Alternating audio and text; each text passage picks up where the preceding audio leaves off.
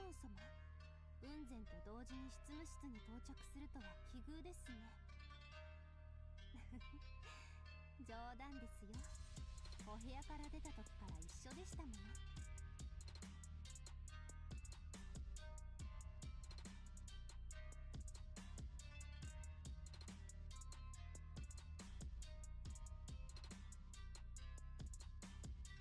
All right. Hello. My name's Cronus Adair, and this is Azur Lane, Secrets of the Abyss campaign. All right. So, I suppose we'll start off by doing some of this stuff. Alright, so the point of this is to catch the ships and reject the fruit.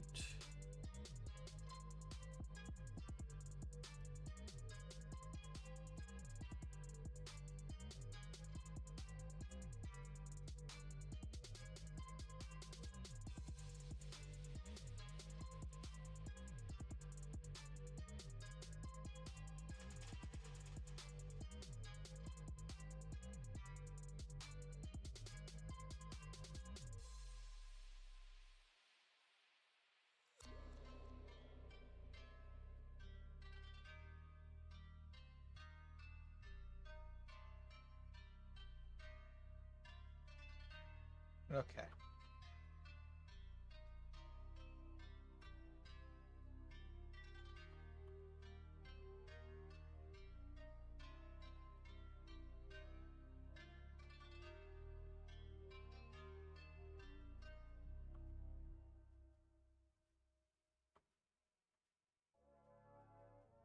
Now that I've figured out controls a little bit better on BlueStacks,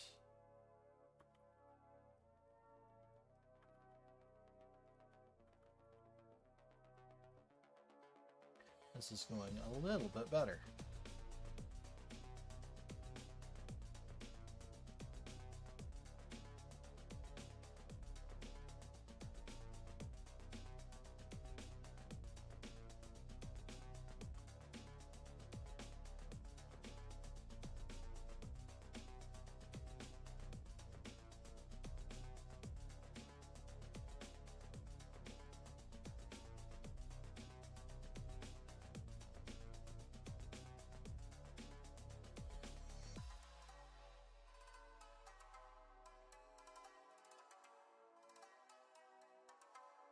What's with all the fruit, Essex?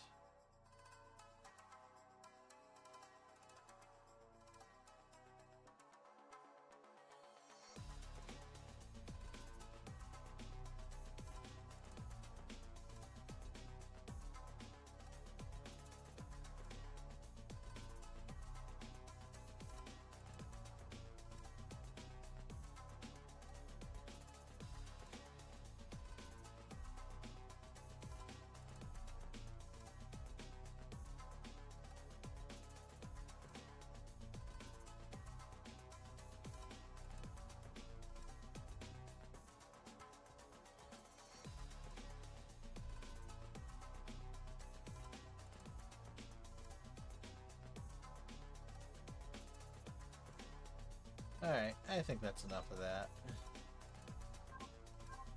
Hooray!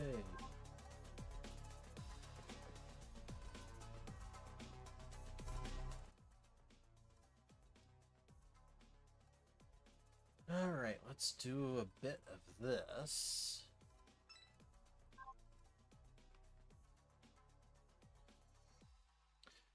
I'm saying a strategy of using puppy eyes have won me over, and she dragged me along to a place called the Sweetly Intoxicating Spring. Uh-oh. Look, Commander, this water is clear like jelly. It looks delicious. Drinking bathwater doesn't sound like the best idea. Just a little should be fine. You shouldn't do it, though. Crystal clear hot water pours forth from the tap, slowly filling up the tub. Unable to bear the weight any longer, she plops down into the bath and turns over. I knew it tastes sweet. Why? No. That said, it could use a bit more sugar. Want me to fetch you some fruit? Sure, preferably some sweet cherries. I appreciate it. Okay, I'm seeing it. I return with a plate of cherries and find her resting on the edge of the bath, staring intently at me. No one gazes meet, she looks at me with eyes teeming with anticipation and waves at me. Welcome back, Commander. Welcome back, cherries, or should I say, welcome back to my mouth. Ah. She opens her mouth for me and blinks at me, seemingly asking me to feed her. Not one to let her down, I take a cherry and put it in her mouth. Delicious, but also sour, and it needs to be sweeter. Good thing I brought some fruit juice, too. Juice, you really know just what I need. Delighted, she picks up the cup of juice, but just before putting it to her lips, she freezes in place and starts thinking about something. Something the matter? I just got an idea, Commander. An idea to how to make this even sweeter for both of us. Uh-oh. Something only I can do when you're here. This. She catches me off guard, hugging me, pulling me into the water with her. There we go. You're pretty sweet just like that. Now you're even sweeter. I guess this is the part where we drink from the chalice, or cup in this case. Saying that, she hands me the cup and smoothly hooks an arm around mine. Both holding onto the cup with one hand, we exchange sips from it. I drink a cold water juice runs down her lip. Drink, drink. It's so delicious. The sweetness is making me all dizzy. Can you feel it, Commander? The sweet mood spreading around us like a cloud? How about next we do something even sweeter?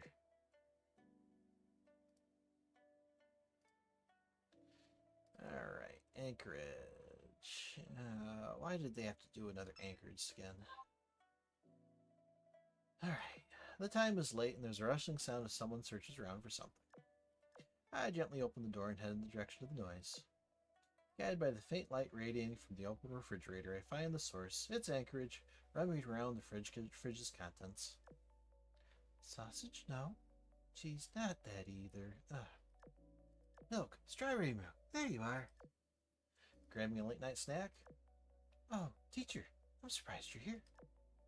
Hearing my voice makes her jolt. She looks over to face me. I can't sleep. I want something sour and sweet like strawberry milk. Is that okay? Sure. Thank you, teacher. Strawberry milk. Let's drink it together. She picks up the strawberry milk, carefully pours its contents into a cup. I'll be super careful so you can drink it too. Good, almost there. Just a little more. Ah! In her enthusiasm, she pours too much milk, causing it to spill. Oh, teacher, this is no good. My milk, I spilled it.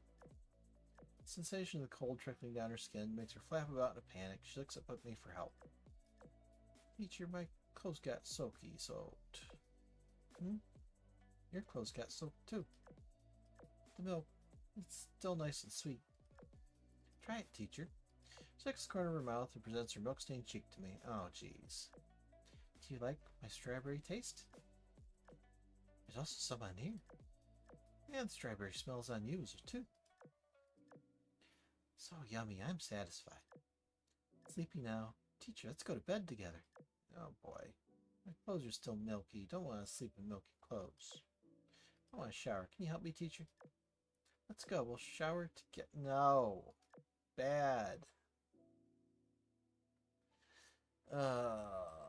Okay. Enterprise.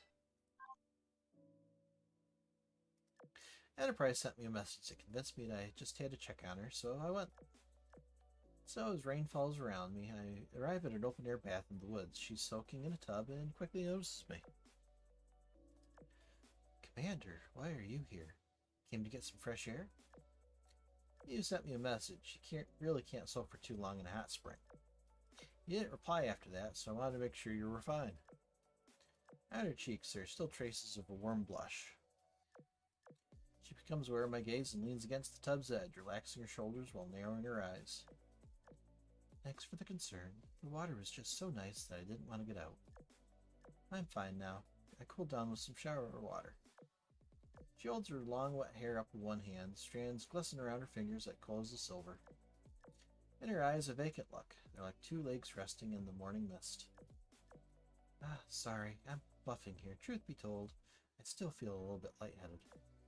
Could you do me a favor to help me cool off a bit? She lightly nods at her head at the shower head lying to my side. I pick it up. Hey, wait. Before she can finish, a stream of water comes rushing out of the shower head and splatters onto me. What were you gonna say? I was just gonna say the water pressure's pretty high on that one. If only I'd been quicker on the draw. I turn the shower head off, then Enterprise picks up a towel lying on the tub's rim and wipes my face with it. She devotes her full concentration to it, and her movements are thorough and gentle. Then, seeing how soaked my clothes are, she slightly furrows her brow and breathes a small sigh. You'll get sick if you walk around in wet clothes. Why don't you hop in the tub with me? You can warm up, then put on new clothes. That should keep you safe from catching a cold. As she says that, she shifts her gaze to a point outside the floor-to-ceiling window, as though she's noticed something. Turning around, I see that the still fading rain in the sky, a faint rainbow is formed. A rainbow before the rain stopped. You don't see that every day. Sometimes I think there's nothing that'd make me happier than getting to quietly admire the scenery with you, like this. I feel like tranquil moments like this are what I've been fighting for all this time. Sitting reclined against the tub's edge, she softly leans to get close to me. Even through my clothes, I can clearly feel the mild warmth from her body. Look, Commander, the rain's going to stop before long. I've heard through the grapevine that the forest smells nice and refreshing right after rainfall. Once we leave the hot spring, how about we go for a walk together? Alright. Way below. Having finished my work for the day, I went for a walk through the hills. Beside the scent of pine leaves around me, there's a human smell mixed in there somewhere, and the sound of running water in the distance. I followed the sound and cut through the mist, and eventually I caught sight of a hazy silhouette across a curtain of steam. Commander, come here on a break from your work as well? I suppose everyone needs a change of pace. The boy below is soaking up to her waist in the water. The rising steam gently caresses her shoulders. Not exactly, I just followed the sound. So we just happened to meet? Well, good. Well, good timing nonetheless. I was actually going to recommend this hot spring therapy to you when I got back. The research claims it's a rather unique form of therapy that's able to wash away the toil of laboring. And seeing you work on a harsh schedule and scarcely get the time to relax properly, I was thinking we could do this therapy together. Saying that, she extends a hand to me, prompting me to come into the water. I find no leeway to say no and face with her eyes, filled with kindness and care. All right, I'll come in. Mind your step. Take hold of my hand and slowly come in. Get yourself accustomed to the water's temperature. Come on, come here and sit next to me. That way I can swiftly deal with issues, should any arise. She scoops up a handful of the warm water and gently pours it on my shoulder. It's ought to take care of both the filth and fatigue you've worked up over the day. See? Water isn't all too hot, is it?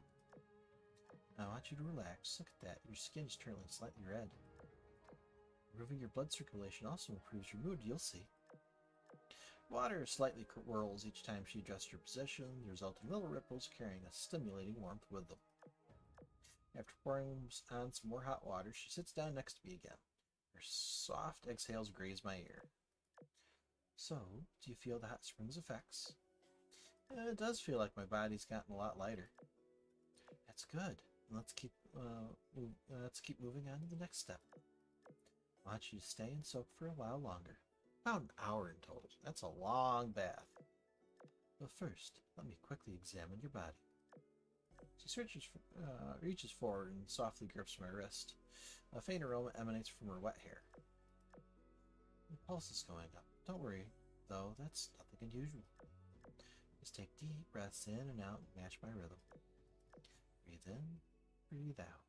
Breathe in, breathe out. Breathe in. You're gonna fall asleep.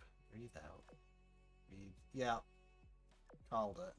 Her voice gets smaller and smaller until her breathing turns into quiet soaring. Her body leans against mine and a humid warmth transmits from her to me. Below, I gently nudge to try to wake her, But her only response is a calm breath and the beating of her heart. She's sleeping like a log. Commander. Thank you for staying with me. Her relaxed body rests on my shoulder and a whisper and a faint aroma brush against my ear. As the hills around us fade out in and out of existence in the mist, the only thing I can make out clearly is her face right next to mine. I get comfortable and enjoy this relaxing moment between us while keeping an eye on her. Alright, Nashiro.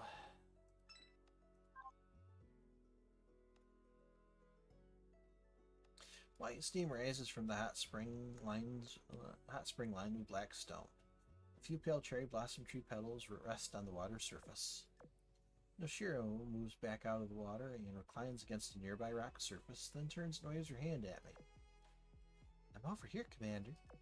The wet towel clings tightly to her skin, accentuating the delicate lines of her waist. The water here is just at the right temperature. Have a dip.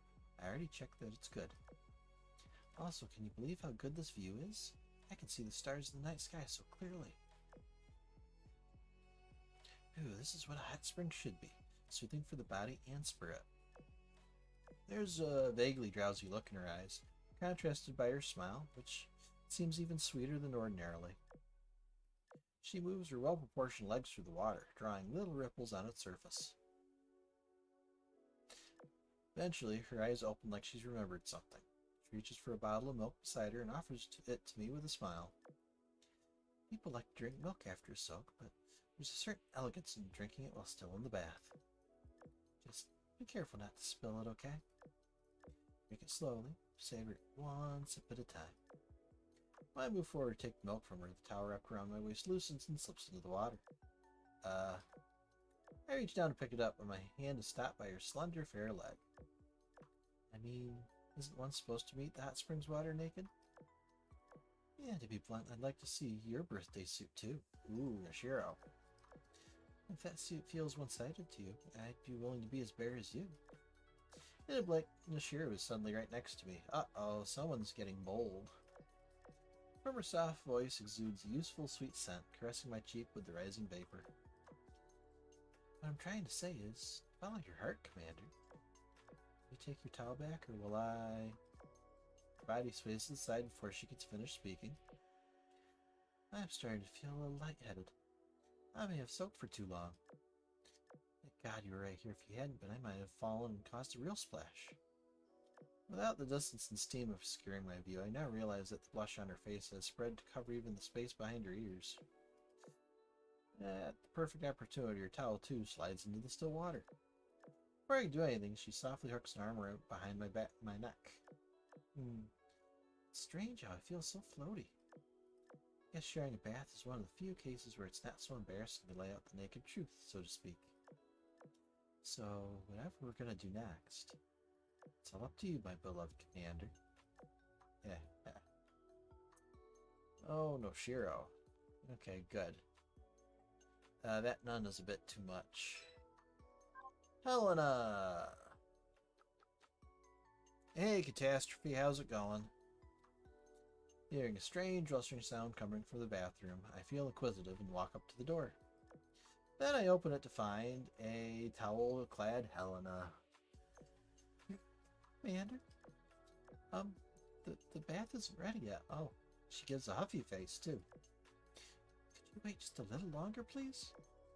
I only have a towel on. Helena, what are you doing here? St. Louis said I should know. That's beside the point. The shower in my place broke. Well, I had no choice but come to yours and borrow it.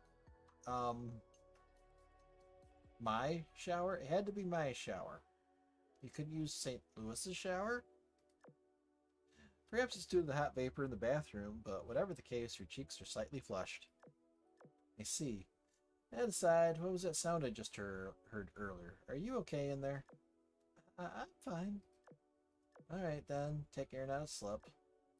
Wait! You see, I ran into a soccer and Hinoiki bath since I thought you might like that, and it's my first time doing anything like this, and I might have messed a few things up. Like forgetting where I put the Hinoiki ball, or adding too many citruses to the bath, or how just a moment ago I dropped the soap. You don't happen to see where it fell, do you? Seeing her so flustered, I hold my tongue for a moment and point to her feet. Her eyes widen in surprise as she realizes the thing she's been looking for so hard is right under her nose.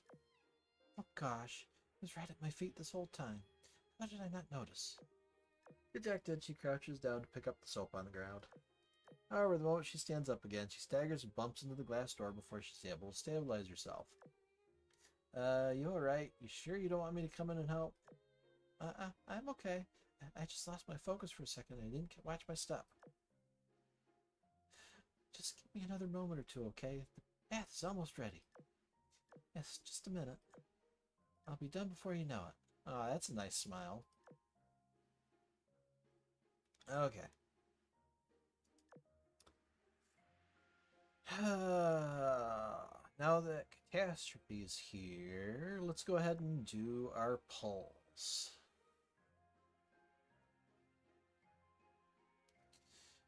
Okay, so Messina, Boy Below, and Duquesne. And you're gonna have to help me with the pronunciation. I think I'm doing Duquesne right, but Messina and Boy Below, I'm not too sure of French names, you know.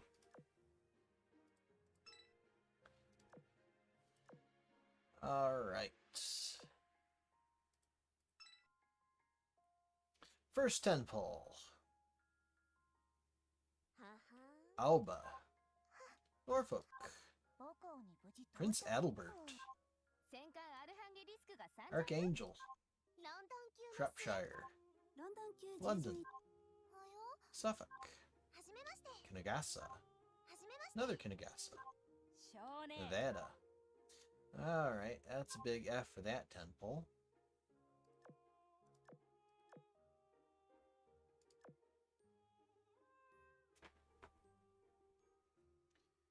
Pull number 2, Nevada, Northampton, Shropshire, Dorsetshire, Pensacola, Revenge, Pensacola, Chicago, Pensacola, California. Another big F. Looks like they updated the event pool. We're getting some new girls that haven't been in there before. Alright. 10 pull number 3. Rod. Repulse. Pensacola. Suffolk. 私を従えたいの？うん。まあ、前処はするけど。ちなみに、指揮官のポケットにあるおやつって少し分けてもらえたり？なんだか美味しそうな気がして。She's really soft-spoken. Yes, she could probably use slightly more of an outfit, but I think she's the most beautiful ship in this current lineup. Lucky target. When a ship in your main fleet fires your main guns, this ship has a 100% chance to gain 1 stack of lucky target. Can be stacked up to 3 times. Each stack of lucky target increases the ship's luck by 4 and main gut crit rate and damage by 4%.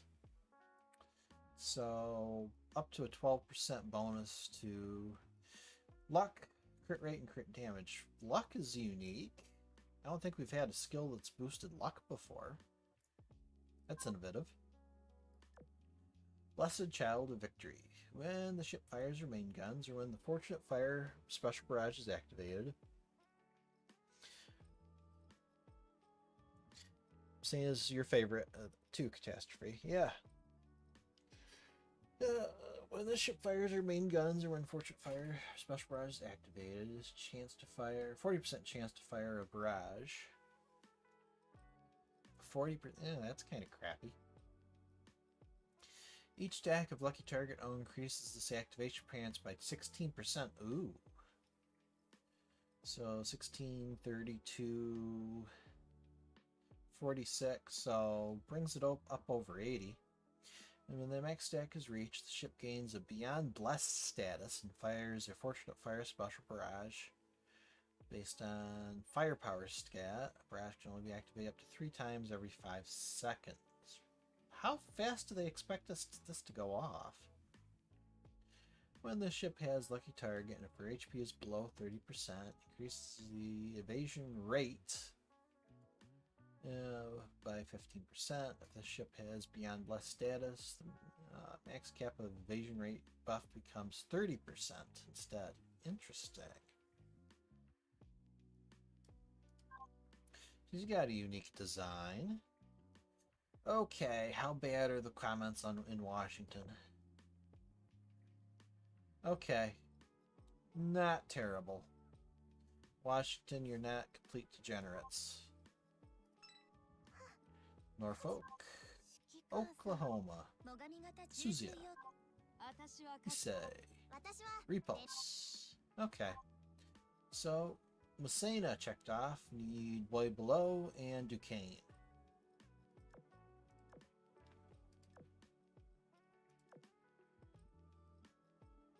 Temple number 4.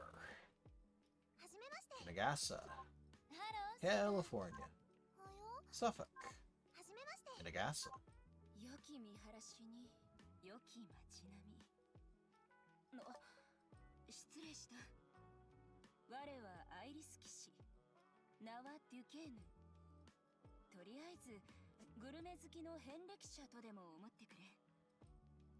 地中海の人文地理に興味があればいつでも相談してほしい。 Okay, I thought there was more to the voice line. Okay, sounds like at least the Japanese voice actor's interpretation of Duquesne is about the same as mine. What do we got? The blade and its swift partner. Increases the ship's evasion by 30%.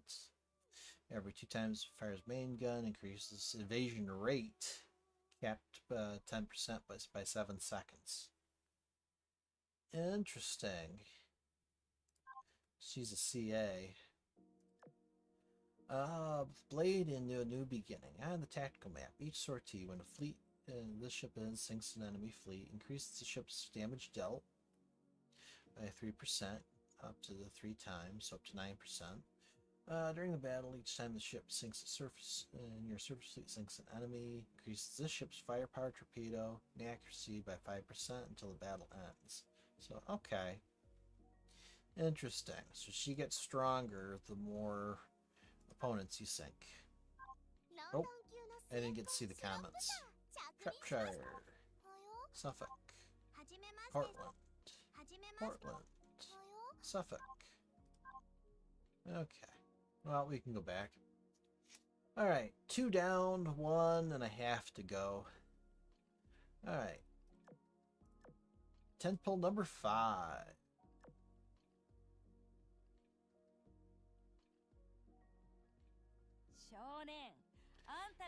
The fan comment or Nevada, Revenge, Nevada, Portland, Savitskaya, Belarusia, Exeter, California, Portland, Queenie, Nagasa. Oh, fail for that 10-pole. 10-pole number 6.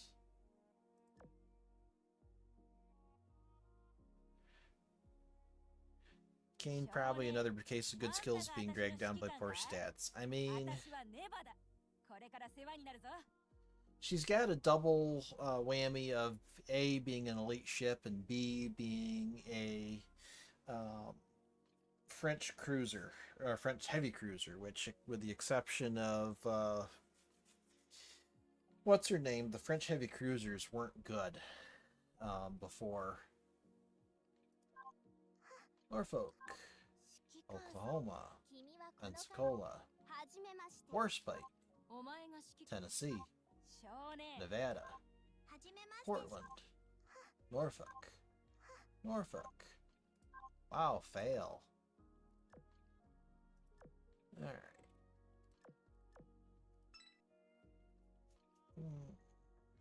Where are you? Before Algerie. The French heavy cruisers before Algerie were kind of junk. Alright. Nope. So, let's just Clear out.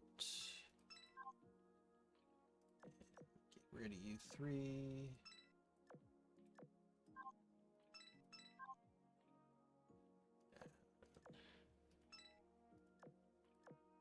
Even number of dock spaces again. Okay.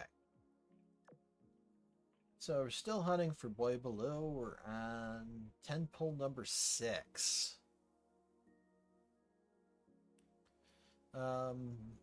San Luis was a paper ship.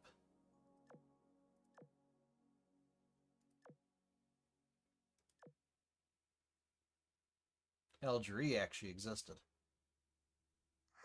Norfolk, Repulse, Portland, Pensacola, Houston, Norfolk, Chicago, Hood, Oklahoma, Suffolk. Ouch. 10 pull number 7. Come on, Boy Below. Bellevue. Not sure how to pronounce that in French. Wichita, San Fran, Portland. In-game chronology, not a... yeah, St. Louis, San Luis was the first French heavy cruiser. Northampton, Kinagasa, Alba, Hampshire, Kent, Oklahoma, another Duquesne. Okay, here's our chance to see the comments. Okay. Yeah, Washington. It could be worse. So we're not having much luck pulling event ships. Alright. Number 8. Come on, Boy Below. Oklahoma, Pennsylvania, Northampton, Trieste, Nevada, Suffolk, Pensacola, Chicago, Nelson.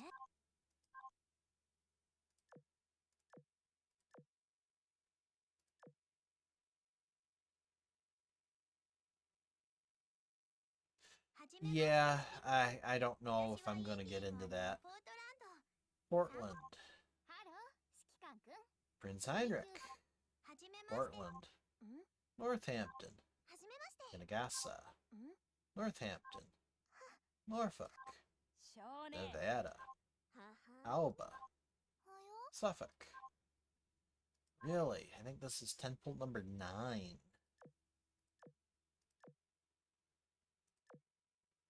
Come on, Boy Below. Kent, Nevada, Indianapolis, Sussex, Norfolk, Nevada, Pensacola, Norfolk, Valiant. Jeez.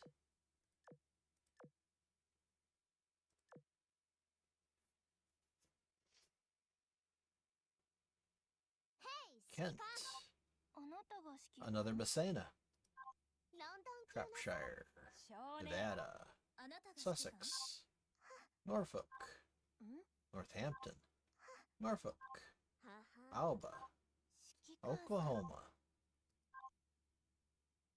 Ouch.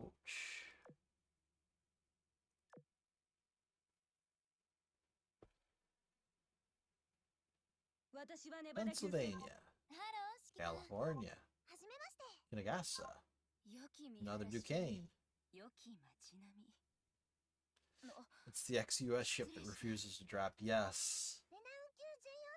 Alright, Renowned Chan, Deutschland, Nevada, Portland, Sussex, Nevada. You know, and from the live stream, I thought Boy Below would be a healer, and she's not, which annoys me.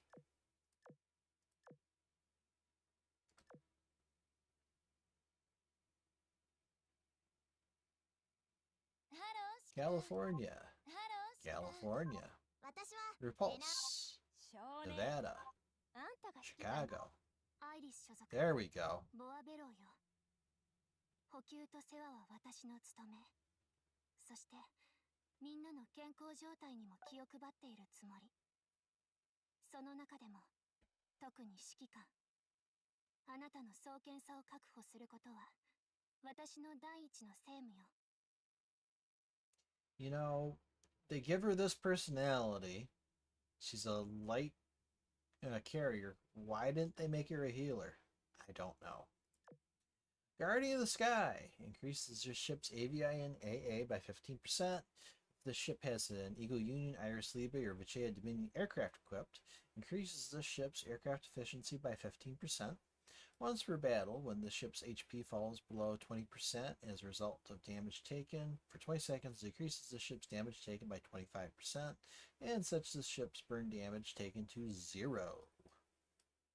That's an interesting skill.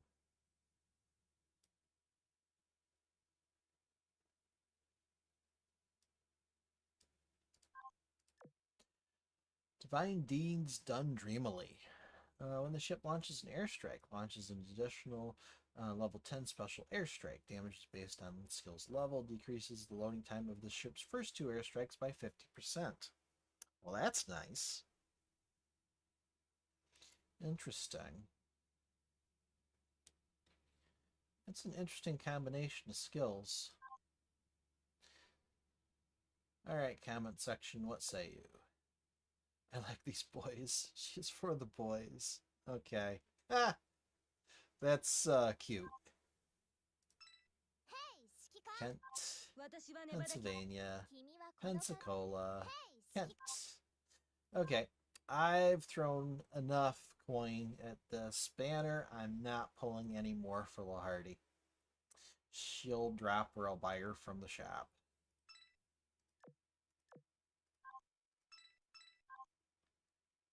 Okay.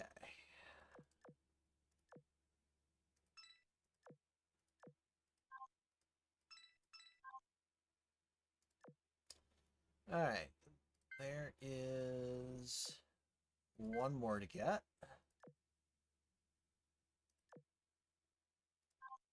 神聖なるアイリスに導かれ、敬虔なるルゲイト・ルーアンは指揮官様の身元に。聖なる加護をお求めなんですよね。ええ、わかっていますよ。ではまず、悪魔の気配を感じるその検証を浄化させて。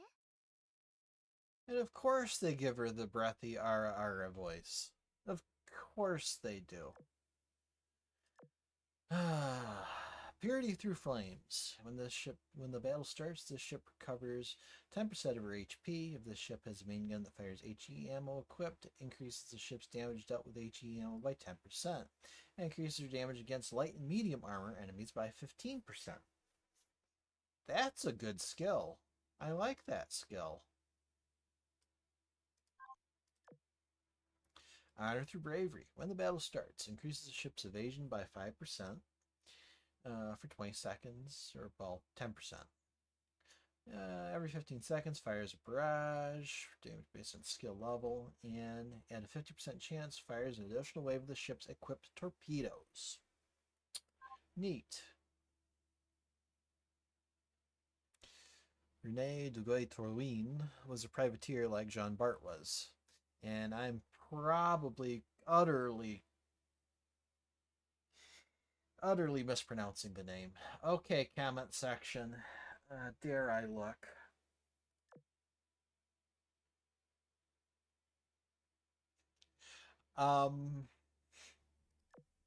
That's it. I'm getting the host.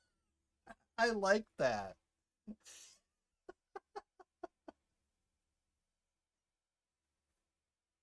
That pretty much says it all. That was good. I like that. Okay.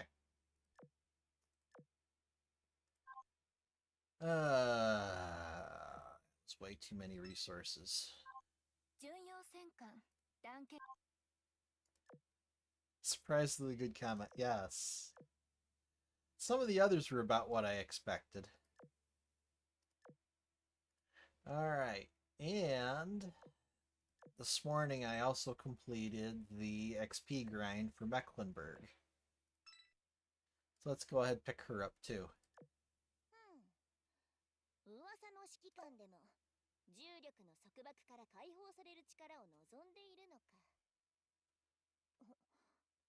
本当に私の力を認めてくれるなら、ヘクセの力を有するこの飛行装置をお前に貸してやらないこともないわよ。Okay, I thought there was more. She sounds bratty. Ultimatum, Flegelsturm. 10 seconds after the battle starts, and every 20 seconds after that, fires a special barrage. Increases ship's damage dealt by 8% by enemies hit by the barrage. Okay, typical.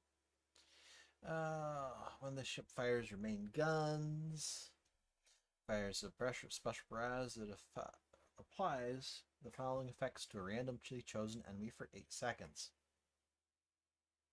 Increases the ship's crit rate by 10% and crit damage by 20% when hitting that enemy. Increases that enemy's damage taken by 5%. And if that enemy is affected by a pulling effect, further increases their damage taken by 5%.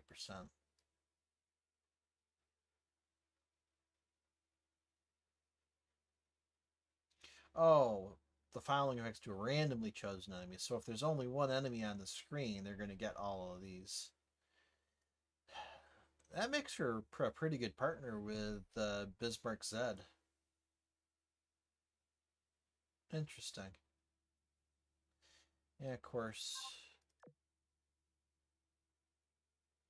Having a flying machine is a lot less impressive with all the carriers going around. Yep.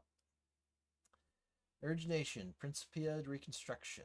Increases the ship's firepower and accuracy by 15%. Decreases the ship's main gun spread. Wow.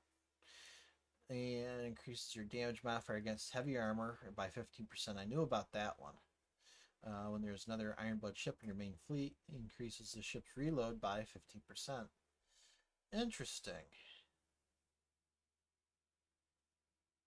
Again, I think she's designed to partner with Biscuit Zed.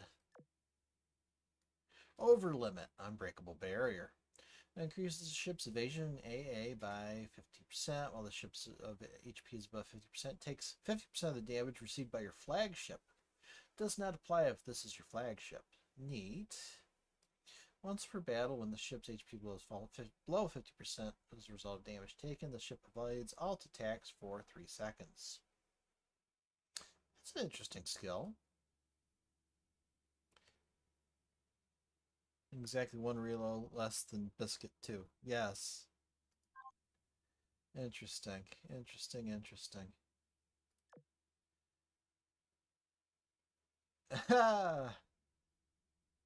Okay.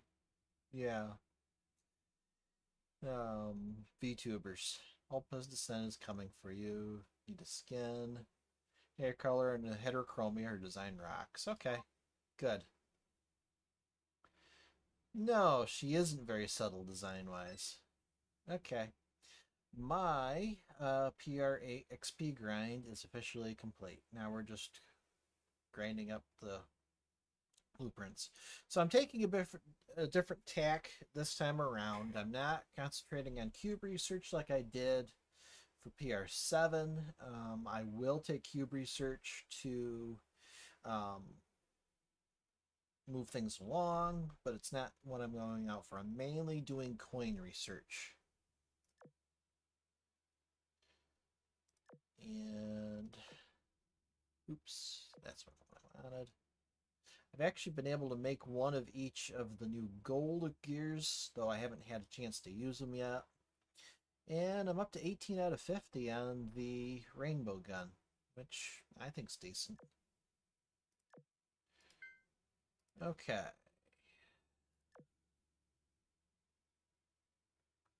Let's see some of the new ships.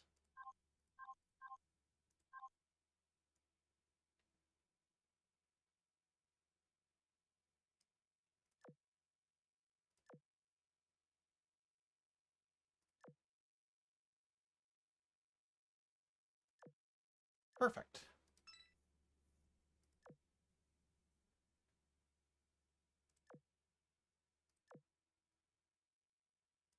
Oh, Duquesne's going hard. Mecklenburg disappeared into a black hole and came out dizzy. This golden lion here has physics on her chibi. Hooray! What are you doing, Messina? And boy below is icy. She does not like the bath. Oh, there's the lewd nun. What is she doing? Okay.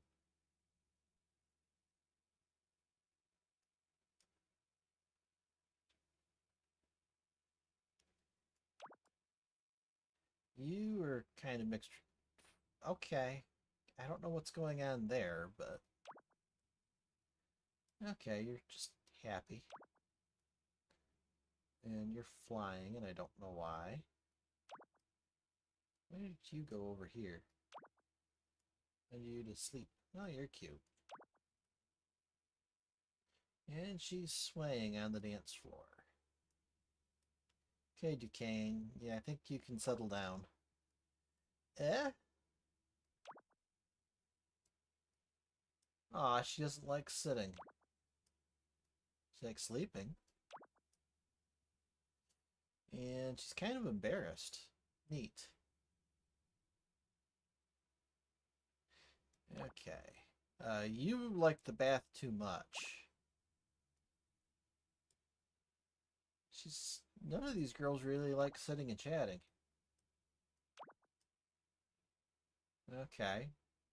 She flips her sword up in the air, otherwise she's pretty happy. And your chibi has your tongue out. Get that tongue back in your mouth. Okay, she likes sitting and chatting. Sleepy, you deserve to be here. What's with the blush? Yeah, you get shot at. Alright, Golden Lion.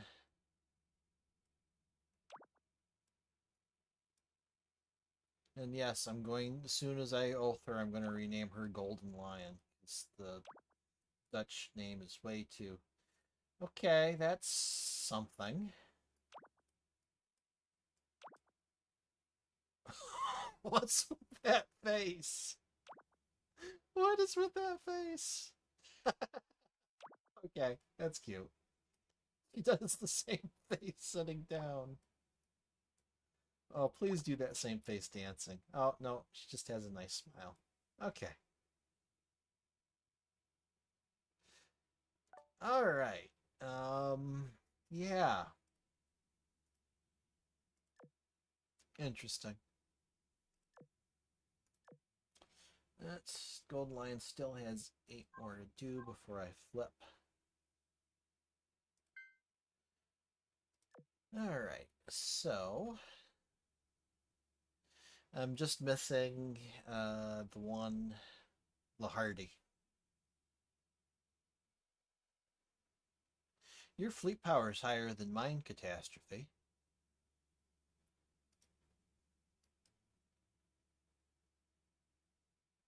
75 Oath ships. Damn.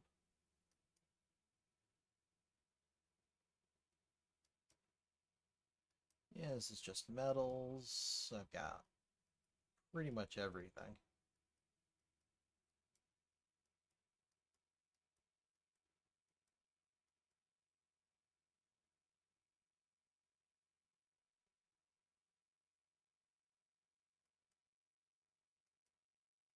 All right.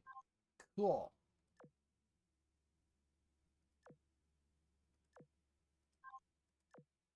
All right. How's my dock space look? It's pretty much been emptied out. All right. Well,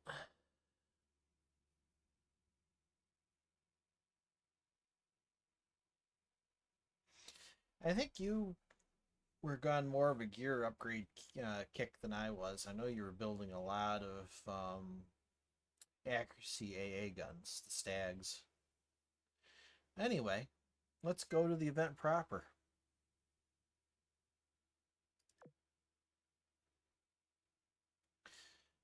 The resort villa, surrounded by trees. Fresh air and the smell of flowers fills the room. Oh. Missed that the music had ended. We'll get that back.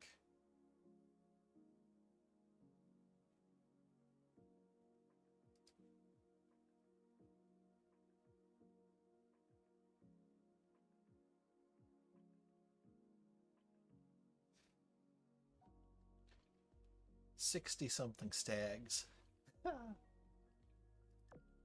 Learning Lisherloo and Clemenceau oversee the resort was the right call. They made sure this vacation feels fresh and new. Seeing as I've got the time to myself, I suppose I'll have a dip in the thermi in the woods before I get to work. As soon as that thought pops in my mind, there's a knock on the door. Commander, a letter addressed to you has arrived. I implore you to read it. I'll be off now. I have other parcels that simply must be delivered. Like an island breeze, Shimakaze blows off. They went out of their way to send it to the resort? What is this, a guidebook to Aberrant Secrets? Sounds to me like a new event they're hosting just for this vacation. Glad they're letting me know ahead of time this time. Not a big fan of being thrust into it without any warning. Let's see. Like the stars in the night sky, your wisdom shines. It is the blade, the sharpest of its kind, that strikes back at your enemy. Come now, heed the summons of destiny, and enter the ivory tower of the Ouroboros or Magic Academy. You, as the commander of Aberranth's exploration team, shall venture unto the final destination known as Aberranth. The truth lies at Aberranth's depths, awaiting you. So, another story about where I go to a fantasy land. Magic Academy exploration team. Could be fun. I'll have a closer look later. Need to finish my work for the day first. The moment I say that, a strange light begins to envelop the room. What the hell is this light? Wait, I think I know where this is going. Something dawns on me in that very moment. The fact that the guidebook doesn't list a starting time for this event.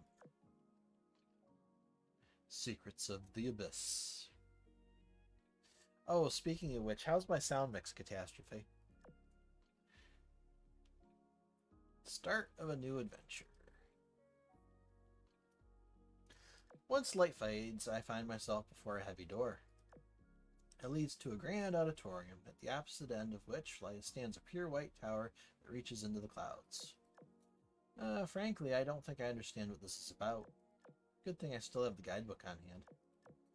The book got sent here with me. I open the first page to learn the fundamentals, only to discover that the pages are blank and the letters start forming before my eyes. Location: Ouroboros Magic Academy, a school that has produced many outstanding mages. Its name is known by all in the world of magic. Talk about a unique way to dump exposition. So this is the Magic Academy then. Current quest: enter the auditorium and attend the 91st graduation ceremony. Wait, I'm graduating? I push open the heavy wooden door. The packed auditorium bursts with cheering from all around. Those are our seniors. They're positively glowing. I hope when we graduate we'll look as great as they do. Hey, Theseus, do you still have any snacks? I do. Just leave some for the rest of us, okay? Coronis Adair, I've been looking for you. Why do you stand by the door, looking clueless?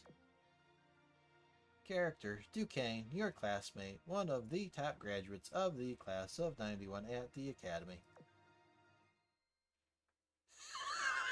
Let's read aloud from the book.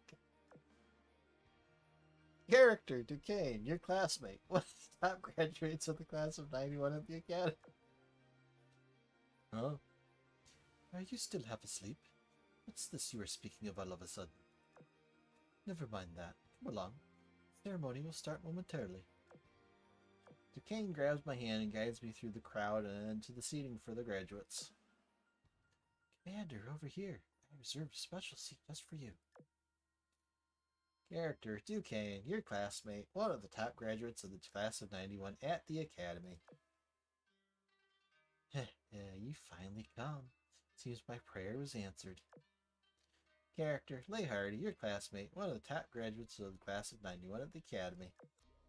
Read aloud. Fuck. This is hilarious. Character, Leigh Hardy, your classmates, one of the graduates of... Hey, cut it out. Stop reading. Bang. High over our heads, colorful fireworks go off with a bang. Then a figure clad in black robe slowly ascends to the stage, drawing the whole auditorium's attention with this one eye-catching spell. Character, Clemenceau, the youngest principal in the Academy's history, as well as the current youngest Grand Mage in the world of magic. Okay, youngest, huh? Attention, she must not be allowed to know about this codex's existence. That heads up sure came at the perfect time. Let's read aloud from the book. You know, I'm starting to get this feeling this is a chatbot disguised as a guidebook. Autistic commander for the win. Okay, I'm amused. I am highly amused. Greetings, our outstanding graduates. Greetings, our unknown but young and aspirational students. Welcome to the world of magic. There's more than one road in life. Soon you will face many situations where you must choose. If you'll make the choice that's right for you. For instance, you can join the Royal Ministry of Magic and become a talented civil servant with benefits such as a governmental title as well as lifetime employment. Yay! Civil servant. Woohoo! Naturally, you'll also be able to use the red telephone booth we've inherited from our ancestors to move about with it. Another option is to join the Akashi Company and work as an Aberrant trader. Oh, great! We can work for the Scam Cat. You'll get to flex all the things that you learned at the Academy and make waves in the Aberrant material trade. Or perhaps you'd like to register with St. Unicorn's Magic Hospital and save countless lives as an exceptional healer. Assuming you complete the rigorous 5-year course, you'll be able to skillfully treat your companions returning wounded from Aberrant. However, it must be said that all matters in Benedictus, big or small, revolve around Aberrant. Thus, there is one career widely considered to draw the most attention, to attract the most people, and lead to the most success: Aberrant exploration. If there's one thing you must remember, it's this. No matter what path you choose, the stars of Ouroboros, shining in the sky, will always light the path forward and guide you. Amid ceaseless applause, the curtain quietly falls on the ceremony. Let's go, Coronis Adair. We've been told to come to the principal's office in the ceremony's wake. Hanave, Lahari, accompany us. It's time. It's finally time. I've been waiting for so long for this. I wonder what task they'll assign this year. Oh boy, what are we in for? Ouroboros Magic Academy, Principal's Office. Duquesne, Lahardy, Duguay Troin, and Coronis Adair. Heh, right on time. I presume you have an idea of why I called you here, yes? Character supplement. Beyond serving as the Academy's principal, Clemenceau is also a member of the Benedictus Council and an expert on the history of the Elder Elf Kingdom. Additionally, she is the only Grand Mage who has explored the entirety of the third layer of Aberrant and come back alive. Location: Benedictus, a magical academy surrounded by Aberrant. It was rebuilt atop the ruins of an ancient kingdom of 100 years ago and brought back to life. It has been the birthplace of many excellent Aberrant exploration teams. Location: Aberrant, a 3-layered abyss created by a catastrophe. Hey, you created it! 200 years ago. It is the home to dangerous monsters and abundant materials alike. This feels a lot more high budget than our last fantasy adventure. By the way, where can I see my character build? Each year, the graduating class lends its name to a single unique Aberrant exploration team. This team differs from the others by being composed of our best graduates, and it undertakes missions assigned directly by the Academy. And you, the top-rated students of the year, are the 91st Aberrant Exploration Team. Your leader will be Coronis Adair, and your second in command will be Duquesne. Your mission will be to descend into Aberrant, explore the second layer, and fill in our incomplete map of it. You'll be on this mission for at least 60 days, but no more than 90. Understood, Principal Komatsu. I vow upon my honor that we will meet the Academy's expectations. Most impressive coming from the youngest first-grade mage in history, who earned this title while still in school, no less. It's no exaggeration to say that the success of this mission hinges on you. Let's give it our best shot. Alright, into Aberrant. Komatsu escorts me and my classmates to a grand door. Location, Aberrant Warp Gate. A portal permanently linked to Aberrant's setup within the bed Odysseus. It is without a doubt the safest way to reach the first layer. Character, Lemalin, the gatekeeper of the Academy's portal to Aberrant. Lemalin? Why am I getting a blurb related to her when she's nowhere to be seen? She's asleep. Are we starting already? This is Lemalin. She's the guardian of the warp gate. She's supposed to be standing guard to make sure nobody uses it without permission. I suppose that doesn't matter now. Lemalin, activate the gate and prepare to send off the 91st team. Good luck, all of you. This is the first step of your own journey. I will remain here and await your good news. At that moment, all light and sound are taken from me as I fall into a bottomless darkness. Current quest. Reach the first layer safe zone in Aberrant, then report to the Academy's watchtower. The quest display is just fine, but nothing else does. Is this bugged? Aberrant Survival Guide. The first layer is covered in snow, infused with mana. Protect against the cold, and don't forget countermeasures against mana corrosion. Covered in snow, huh? Could have fooled me. Recommended quests. 1. Set up camp with Lahardy. 2. Make food with Duquesne. 3. Purify the campsite with Duguay Chowing. I don't think Duguay Chowing can purify anything. Come again? Well, in that case, let's make food with Duquesne. Dots. Yep, it's bugged. I'm rushing to fix it. In the meantime, I'll see if I can find an exit on my own. What's that light over there? Wait, I've seen that door before. Isn't that... graduating again? I push open the heavy wooden door. The packed auditorium bursts with cheering from all around. Those are our seniors. They're positively glowing. I hope when we graduate, we'll look as great as they do. Hey, Azuzu, do you have any snacks? I do. Just leave some for the rest of us, okay? Deja vu.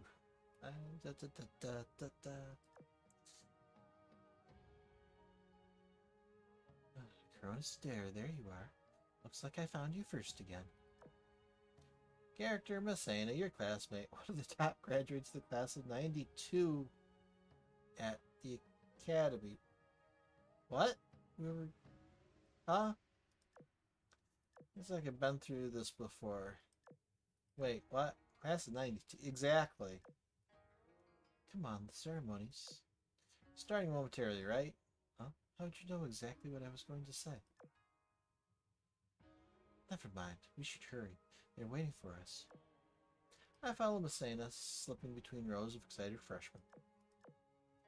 The decorations all around us haven't changed much since the graduation of the class of 91 just a couple minutes ago. Over there. Ah, Cronus Adair, what's wrong? You look down. Did you not sleep well last night by any chance? Well, I cast a spell of calming on you. Character Theseus, your classmate, one of the top graduates of the class of 92 at the Academy. Character Panleve, your classmate, one of the top graduates of the class of 92 at the Academy. This performance is starting to sink its hooks into me. Bang. As expected, fireworks go off and a figure wearing black robes gets up on stage. Greetings, our outstanding graduates. Greetings, our unknown but young and aspirational students. Welcome to the world of magic! Then amid vigorous applause, the curtain quietly falls on the ceremony. Should mean the principal's office is up next. Pardon me. Hello, top graduates of the class of 92, and you, Corona Adair. Something I'd like to tell you. Please come along. And you are. Character, Emden, adopted daughter of the Academy's principal, also serves as the Dean of Spirit Talker Academy. Attention, she must not be allowed to know this codex existence. Read aloud from the codex. Let's notice again. Emden and the principal are well aware of your exemplary performance at the Academy. Today, you shall set out on a mission together as the 92nd Aberrant Exploration Team. Roche Dare will serve as your commander. Your task is to head to the third layer and map out as much as possible the area. The third layer now. It was the second layer before. Although this year's mission will be especially difficult, I believe that you'll all grasp its significance. Of course, we will bring back our seniors trapped in Aberrant. Wait, trapped in Aberrant? A noble attitude. You must not, however, attempt the impossible. You will return live and well. In addition, I want you to have this. It's a protective charm. There's one for each of you. The environs in the third layer are ruthless. Thanks, Emden. There's no need for thanks. This is sadly all that Emden can do for you. You shall set off tomorrow. Until then, return to your quarters and ready yourselves. Okay. 1-4. Off once more. After the ceremony, I, Messena, Theseus, Panleve, went to the dormitory and began preparing for our journey. Okay. So, is Aberrant really as scary as the books say? Everyone I've seen has come back with pretty solid spoils. Aberrant isn't just one place, it's divided into 3 distinct layers. It's not so dangerous if you only venture as far as the first layer, and it has plenty of loot to nab. Third layer is another story. Principal Mansu's team is the only one that has ever returned from there. According to her, there are also more than a few explorers who have fallen into traps on each layer. These traps rob you of all your perception of time, trapping you for a long, long time without you even realizing it. Meaning, most people don't actually die in Aberrant, they're just trapped here? Yeah, something like that. That's our job, I guess, rescuing some of those trapped people. And since our goal is to reach the third layer, that means we must go through the second layer first. I'm close friends with Duquesne, one of the graduates of last year who was chosen for the 91st exploration team. They were assigned the mission of going to the second layer and creating a map. Not a single one of them has returned to this day. She must be trapped somewhere on the second layer. We must rescue her. Relax, you can count on me. Promise we're going to find her. Okay, I'll leave it to you. Right, if we're going to fight as a team, maybe we should know about each other's fighting styles, yeah? Good point, I'll start. I'm a spear user. I can thrust faster than the wind. My luck stat is also pretty high. It'll help us seize the best opportunities. Lucky Lancer, huh? That's good to have. I'm a healer. I'll support you from the back with healing magic, restoring your health and cleansing you of debuffs so you can fight comfortably. Ah, healer, an indispensable part of any team. My forte is offensive magic. I can cause damage in both bursts and over time, but it takes a little while to cast my spells, just so you know. It takes time to chant your spells. Got it. What are you good at, Commander? Backseat.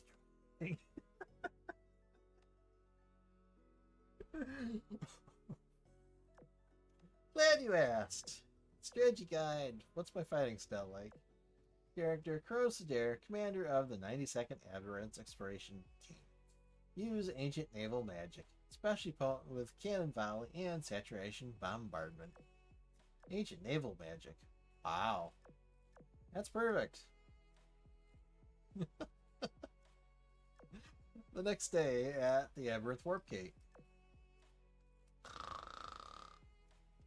Yeah, Maylin's asleep again. We wake her. Yeah, well, we should do that. A little hard to bring yourself to rouse someone who's sleeping so soundly, though. Now I'm getting sleep. I just want to activate the portal, wrap things up, and go to sleep. You do it, Messena. I can't make out a word of what these labels say. I'll just I'll pull and push random things and see what happens. Despite your clueless operation, the light from the portal is getting stronger and stronger. Alright, that should do it. Is everyone ready?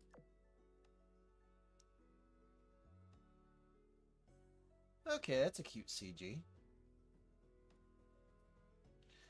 So, usually the joke goes the skirt's too long, but she could probably do with a longer skirt in all actuality. Commander, why don't you get on my staff and fly with me? Grab my hand, Commander. I'll support you. My mana is full. I've offered a prayer, and my hair is unruffled. May we be blessed with a successful expedition. May we find our seniors and be able to bring them and ourselves home safely. As the portal's light envelops us and I see Benedictus grow more distant, I sense how a familiar darkness encroaches on me once again. Let the expedition commence. Ice Maw Gorge 2-1. Layer 1 of Aberrant, Ice Maw Gorge. Bone-chilling winds rush in to greet us from all directions as soon as we exit through the portal. Brr, cold. That CG really gives you a comparison how AL's character design has devolved. This is supposed to be where my last self was supposed to end up. We need to keep warm and protect ourselves against mana corrosion. Sounds like you did your research, Commander. That's wonderful. Casting a freeze warding and mana neutralizing spell. Now we should be okay. Based on records our seniors left, the warp tower on the next layer should be in Frostheim, a fortress to the southwest. It's guarded by Boy Baloo, a powerful monster who is known as the Winter General. They say that she stands watch from 9 to 5 every day, Monday through Friday. We should try to avoid those times if we can. So she works banker's hours. Neat. Monster with a consistent schedule, huh? That sounds in line with this Slayer's reputation of being safe. Let's head to the fortress and have a gander. Hang on, there's an easier way of getting there. Let's get you a coat, some clothes. According to the maps and markings left by previous explorers, the bottom of the nearby cliff can bring us straight to the second layer. So wouldn't it be better to just jump off from there? Flight is forbidden across many areas of Aberrant, this place included. Jumping off there is as good as pressing the restart button on life. Sure, but I've always been lucky, remember? We'll probably land safely in a tree and stumble upon some legendary treasure while we're at it. I think we should let our leader decide. Commander, what do you think? Strategy guide, what's your advice? Attention, jumping off the cliff will invariably result in death. Cliff jumping is out of the question. We'll take the direct approach. Yeah, right. Let's stick to the regular route. Now I'm curious. Just what is Masena's luck stat? 指揮官を悩ませることを 76. 解説してみせるよ。 That is pretty good. おやつをくれるか一緒に Let's compare it to the luck vampire. ジューンブライ 93. Not as lucky as Yukikaze, 雪風様 but Yukikaze's a luck vampire, so. Now let's continue with the story. 2-2, Land of Auroras. Looking at the map, this should be the Land of Auroras. Auroras, what soft things. I bet they taste amazing. You think they'd taste good? Haha, you and Perseus make great friends. Excuse me, Commander. I've had a protection spell deployed this whole time, and I'm running quite low on mana. Could you please stop and rest for a while? Yeah, it's time for a break. Sorry for not catching on quicker. I'm not used to how magic works in this world.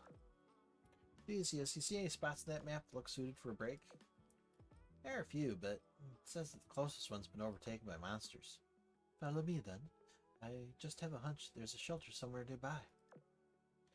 Strategy guide, is there one? Attention! There are no known shelters nearby. Continue forward as planned. Are you sure there's a shelter? Yeah, trust me. My gut has never been wrong before. You say so. I reckon you can find it in an hour? That's plenty. Leave it to me. 30 minutes later, she actually managed to find a cave to shelter us from the blizzards. What in the world? How'd you find a place that shouldn't exist according to the story script? Since luck's just so powerful that it can overrule the script? Essex has 90 luck. Yeah, but it's not as much as Yukikaze, the luck vampire. Help! Help! Somebody help us! Come on, dude. Someone's crying for help. There's loads of intelligent monsters in the land of Auroras. For all we know, their cries could be a trap. I don't think it is. It might even be an opportunity for us. Let's go check it out, Commander. Alright, we'll go. Only because I trust your gut. Oh, that 90% luck. Essex is going to be a monster for crits. It's a trap! We follow the voices and they lead us outside the cave, where we find two panic girls. Benson, look at their clothes! They must be mages! Are you explorers from above ground? Please help us. Take it easy, breathe. Could you tell us what happened? Well, the truth is, we're also mages. Yeah, but we ran into a super tough monster. It kidnapped last of our friends. I know we're asking for a lot here, but could you please go and rescue them? In exchange, I'll make some super good carrot pie for you, please. This sounds dodgy as hell, Commander. Yeah, I don't buy it, but we still have to help. You think they're favors, but you're going to help them anyway? Of course. There's yummy carrot pie in for me if I do. Okay, someone's entirely led by her stomach. Let's consult the strategy guide. Character Bailey, a monster disguised as a mage. She is a key supporting character with low combat capabilities. Character Benson, a monster disguised as a mage. She is a key supporting character with low combat capabilities. Clear to the point. I don't trust them, but I'm curious to see what the game is. We'll help them. Thank you. Come with me. Monsters should still be somewhere nearby. Reunion. Layer 1 of Aberynth. Lightbane Tundra. This place is too cold. No one wants to hang out with me. Even the playmates I found look too weak to play with. I just break them. What do I do? There, she's the monster. Oh? Yay, my new playmates are here. Don't hide out in the snow. Come on out. Come play with Hardy. I don't bite. Kaboom. Yikes, monsters like that one attack without warning. Help! You need to take her down. Hey, Hardy? Commander, is that really you? Consult the strategy guide. Character supplement. A former member of the 91st Aberynth Exploration Team. She has fought alone on this layer ever since it disbanded. Hardy, a former member of the 91st Aberynth Exploration Team. She has fought alone on this layer ever since it disbanded. It really is you. I thought I'd never see you again. Something must have happened in the 91st. By the way, who are they? I'm a mage. These girls are monsters, duh. I happened to run into their patrols and accidentally blew them away. So, oopsie, I took all their supplies and brought them here. Okay.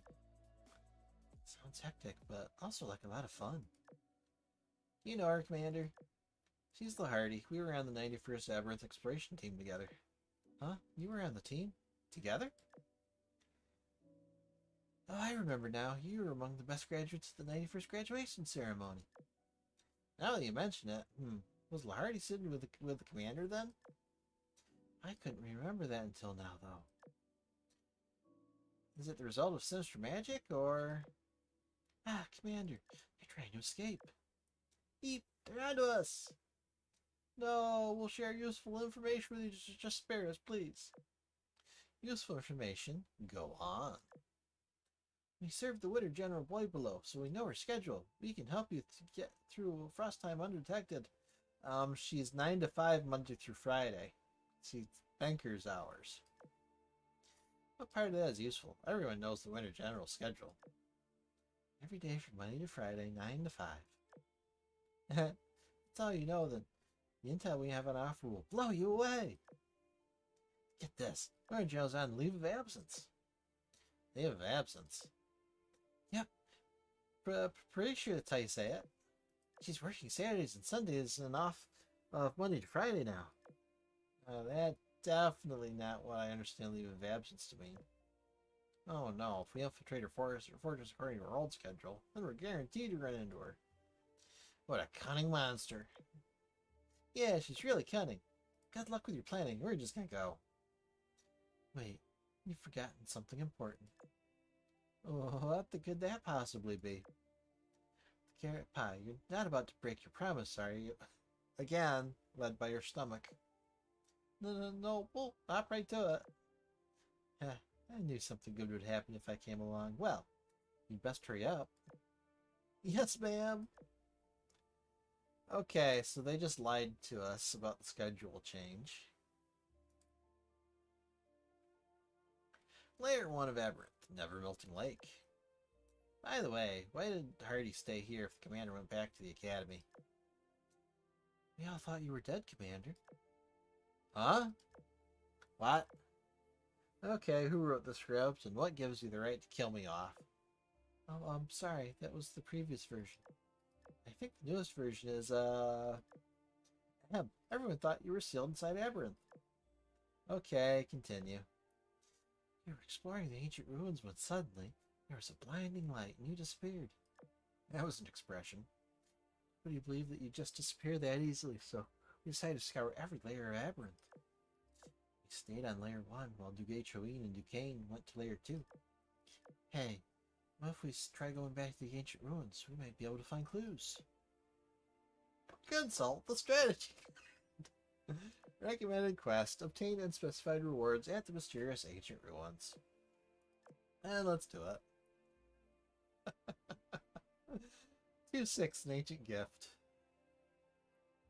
Layer 1 of Aberynth, ancient ruins.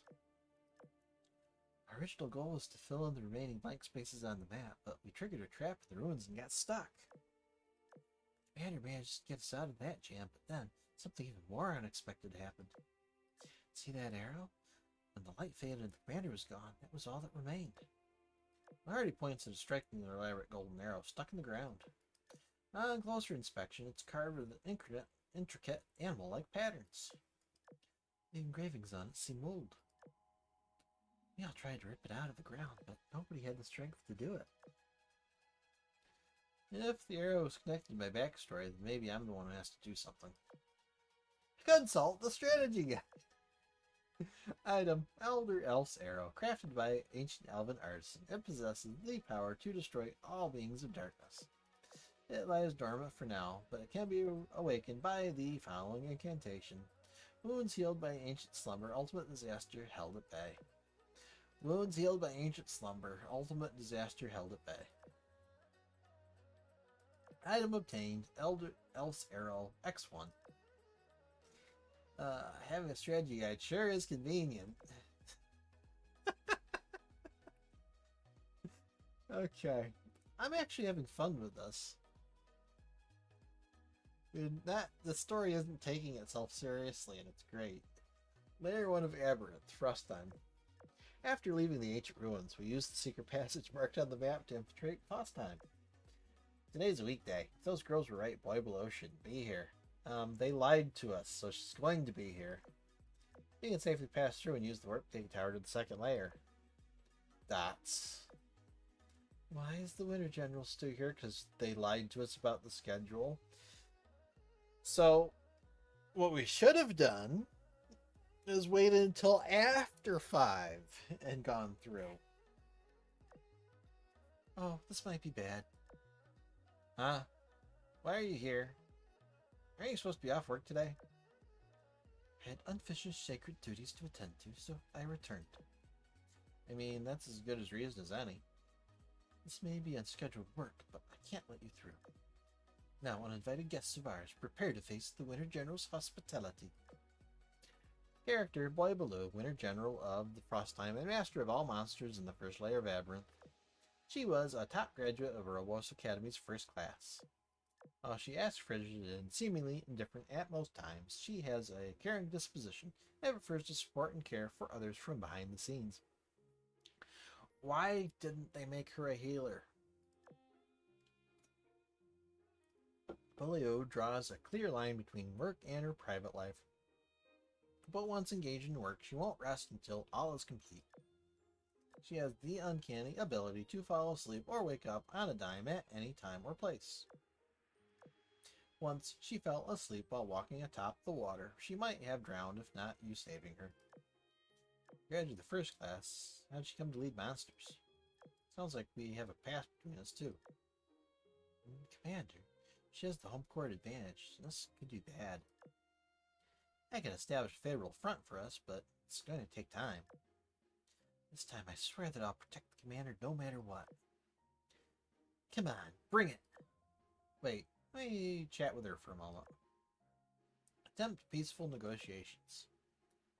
By Baleo, Winter General of the Frost Time and Master of all monsters on the first layer of Aberrant.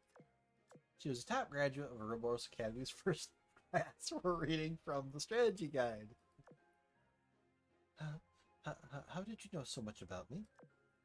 Because we adventured together once upon a time. I don't remember such a thing. Besides, a mere human couldn't possibly live that long. Strange memories are flooding back. Why is this happening? She shudders and a frenzied aura emanates from her. But it settles shortly after and she calms down.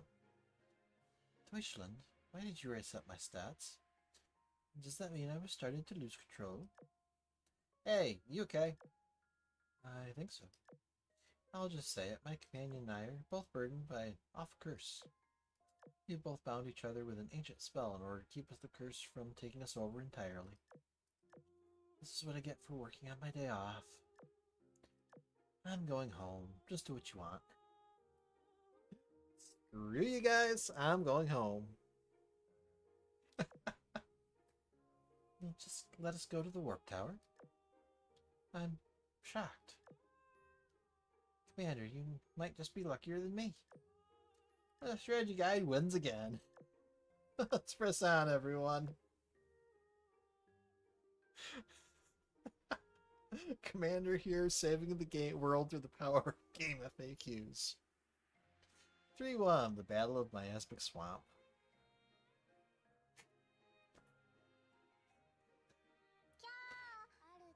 What I love is the whole read aloud from the game guide.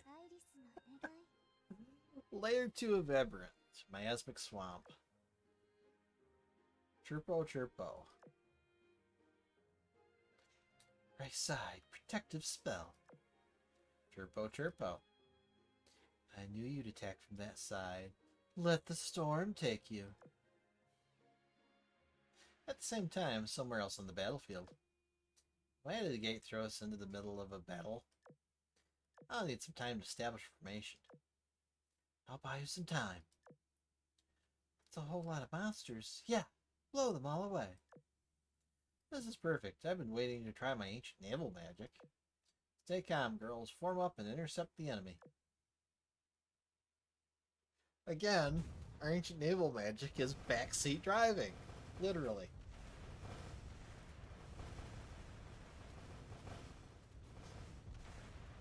Okay, why do we have Tempesta girls on the front line?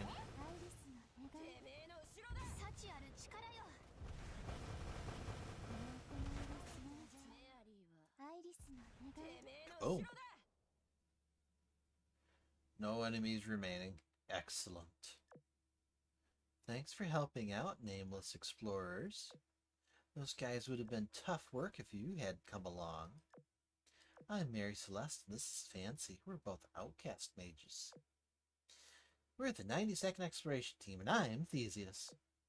This is Cronus Adair, our commander, and that's Ponleve, Messena, and Lahardy from the 91st. Damn, the 91st and 92nd? Time sure flies. And let me reintroduce us. I'm Mary Celeste, a necromancer. I was once with the 22nd Exploration Team. Same with Fancy. She used to be a member of the team. As for you, Cronus Adair, I've heard a lot about you. You know the commander? But does everyone ever know the commander or something? Yes. You're not going to tell me I was part of the 22nd team as well, are you? As well, nah. I've just heard about you from someone else, that's all. It seems to me like she's been searching for you for a long time. Let me take you to our camp of outcasts. You get what's up once you see her in person. Okay.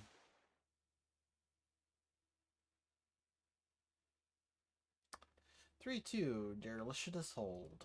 Derelictus hold? Okay.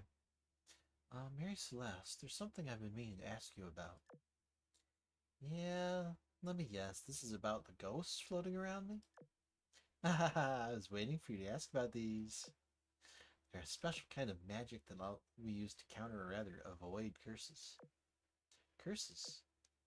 You heard me. Your team hasn't been Amaranth for long, has it? Well, being trapped in here for decades makes you more susceptible to a certain type of environmental curse. Aberrant's thought assimilation. Once an intelligent creature has been an aberrant for an extended period, its thoughts will begin merging with those of the ancient dynasty. You start getting memory problems and your body will undergo irreversible changes. Then again, I guess fighting this curse is the whole reason us outcasts banded together in the first place. We came up with protection spells and erected a protective barrier. It lets us just barely cling on to sanity while halting the change to our bodies to a manageable point. We've arrived at our campsite. Let's pick this conversation back up in a bit. So, barely hanging on to your sanity, you say? What's the password? Character, Adventure Galley, Outcast Mage. She was a top graduate of Ouroboros Magic Academy's 22nd class. Mages are stronger than monsters. Correct. Character, Amity, Outcast Mage. She was a top graduate of Ouroboros Academy's 22nd class. They're both from the 22nd. Welcome to Derelictus Hold. Mary Celeste opens the door to the tavern, and an oddly sweet aroma hits me in the face. Welcome, welcome. I've been waiting for you. Lugatroine, thank gosh you're okay. More than okay, even. You look like you're thriving. I swear I heard someone called you leader as I came in. What's that about? So she lives as a tavern wench. That's about right. I'm not so much a leader as I am a manager. While we're all mages here, nobody as meticulous with the little things like I am. Also, Chrome said there, it's good to see you.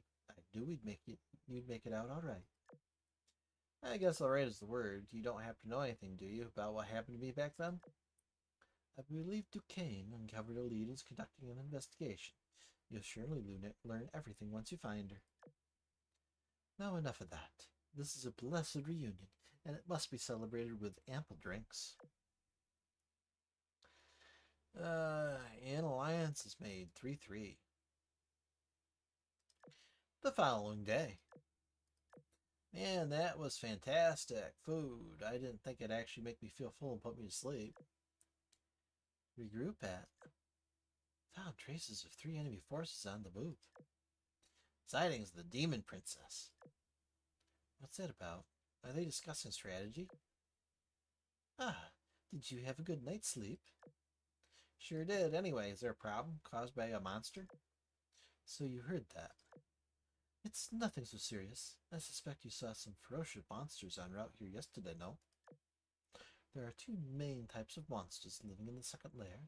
The first is simply follows its instincts of destroying everything it sees. The second type, however, makes up an army of organized, intelligent monsters. Their leader is one by the name of Deutschland, also known as the Demon Princess.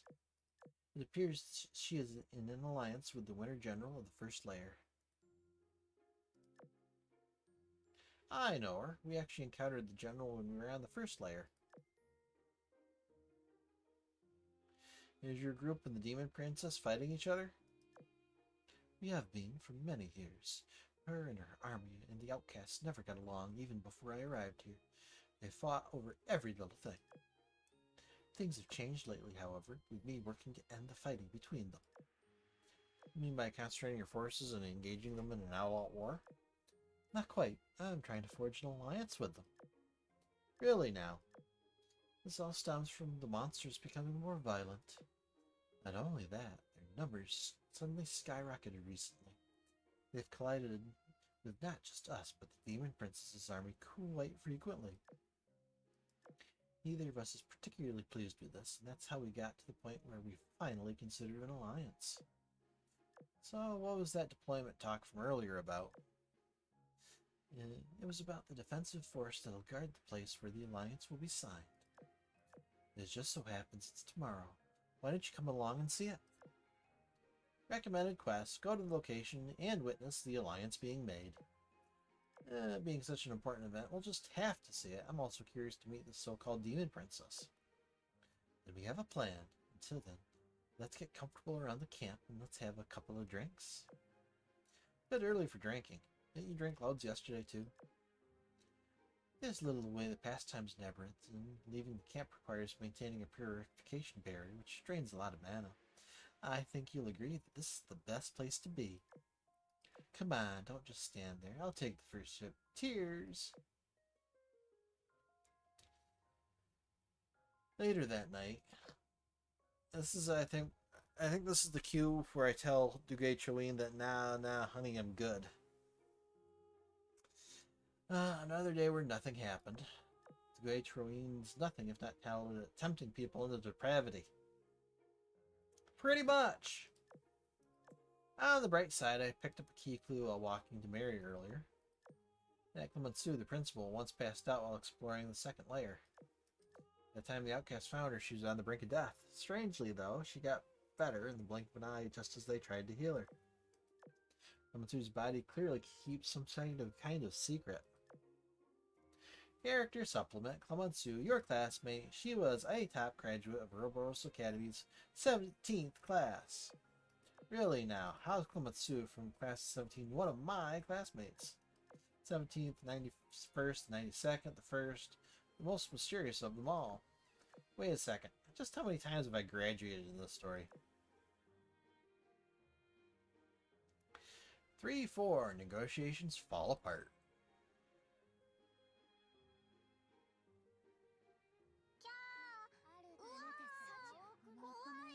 The next day, before the sun has risen. After 2 days of rest, it was time for us and the outcast mages to head to the Whispering Grove, where the alliance would be signed. There we find that the monster army is waiting for us in an orderly line. It's good that monsters are orderly. Very important. Outcast mages, I, Deutschland, accept all the conditions of your pact.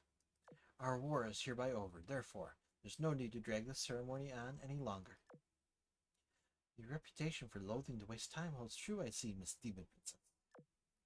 We just need to sign the document and we can all go home, am I correct? The chosen one will stay here. That means you. I've waited eons for you not to come. Demonstrate what you're capable of fulfilling your duty. Chosen one, you mean me? Hey, whoa, why is she attacking? I have a feeling this wouldn't be so simple. Plan B, drive the monsters back.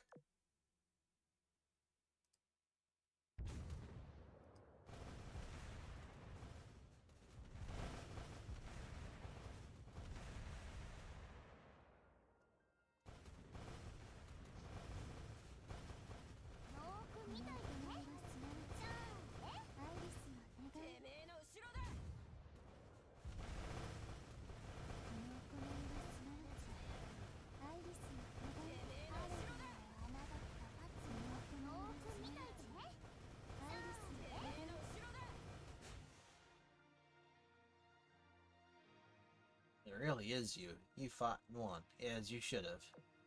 Just as the prophecy foretold. What is this about there being a chosen one? Are you not just making excuses for attacking us? Do you really think I'd do that? Apologies for my rude and sudden attack, but I had to verify the truth as soon as possible. At any rate, we can't stay here for long. I'll explain the rest at my palace. Okay. The Chosen One. 3-5. Layer 2 of Aberranth, Palace of Pandemonium, sometime later. On a night many years ago, the monsters of Aberranth, me included, all had the same dream. Said that soon the Chosen One would appear and put stop to the war, reunite our fractured tribes, and lead us to the forgotten ancient kingdom. One of our dream was had your exact same hair and clothes and was skilled with the same magic as you. That's why I'm convinced you're the chosen one. I don't buy that for a second. Let's see what the strategy guide says. Character Deutschland, also known as the Demon Princess, leader of the monsters on the second layer and the lord of the Palace of Pandemonium. She was a top graduate of Ouroboros Academy's first class. She was also a noble descendant of the Elder Elves. She came to this place on an important mission. You and she have had fun adventuring together in the past. She's a first-class graduate, and just like Boy Below? What? And what's this about us having graduated together? This doesn't make any sense. Was I a part of the first ever exploration team? You must have many questions, Chosen One. Ask and I will answer each and every one. You and Boy Below were classmates, and you were a top graduate of the Academy's first class. You and I also once adventured together. Do you remember any of this? Well, it's true I've known Baloo for a long time. It's been so long that I can't remember when we first got to know each other. And you say you and I adventured together? How would that be possible if you're from the 92nd? If I were in the first exploration team, there's no way I could have adventured with you, a member of the 92nd team. Now, the commander has been a member of the 92nd, 91st, and 17th teams all at once. I don't know how, but it's true. So it's not the craziest thing in the world that you might have been together on the first team. What an incredible feat. If anyone could do that, it would be the Chosen One. This isn't the time to sing my praises. What about you descending from the Elder Elves? Do you remember that? How does someone like you end up as the leader of an army of monsters? I don't know. Can't remember. However, this conversation has jogged a few memories I have of the Ancient Kingdom. Your body, Chosen One, is blessed with an ancient protection spell. This spell is likely the reason you've experienced these miraculous things. Does this ancient spell come from the Elder Elves?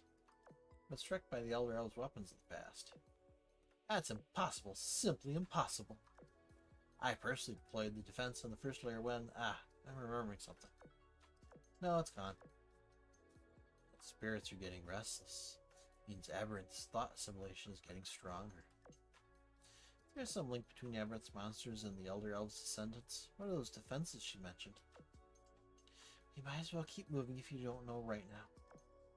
Good point. Deutschland, can you show us the way to the third layer?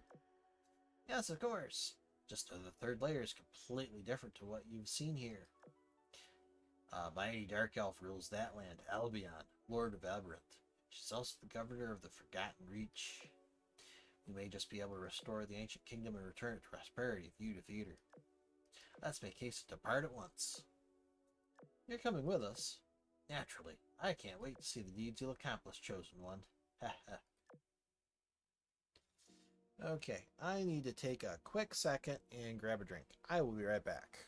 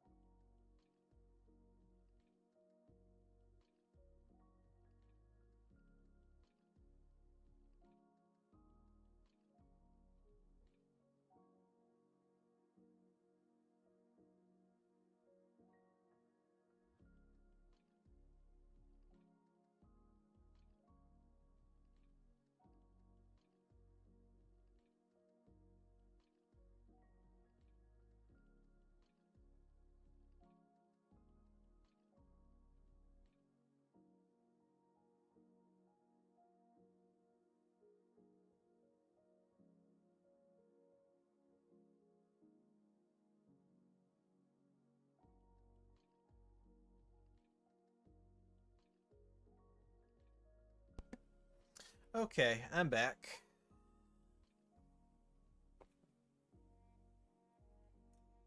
Let's see.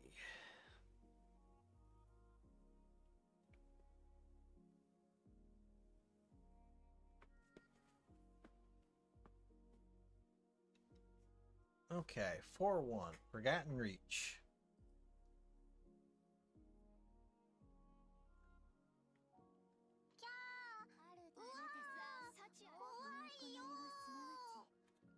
Layer 3 of Aberrant, Forgotten Reach.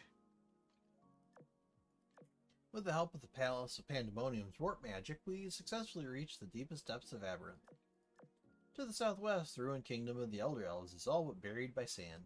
The sound of iron boots walking on stone can be heard faintly in the wind, but the sound only leads to tattered flags fluttering beneath the moonlight. What a desolate place. Oh, Commander, look over there. Mahardy points deep into the ruined city. There looms a tower shooting a blue beam of light into the sky above. Could that be the legendary Spire of Cycles of the third layer? Correct. That's also the tower controlled by Albion, Lord of Aberrant. If we defeat her and reclaim the third layer, we can restore the ancient kingdom to its former glory.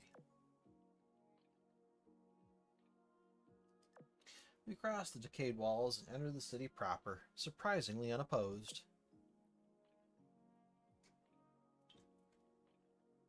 It's almost too quiet. We haven't seen a single thing, monster or otherwise.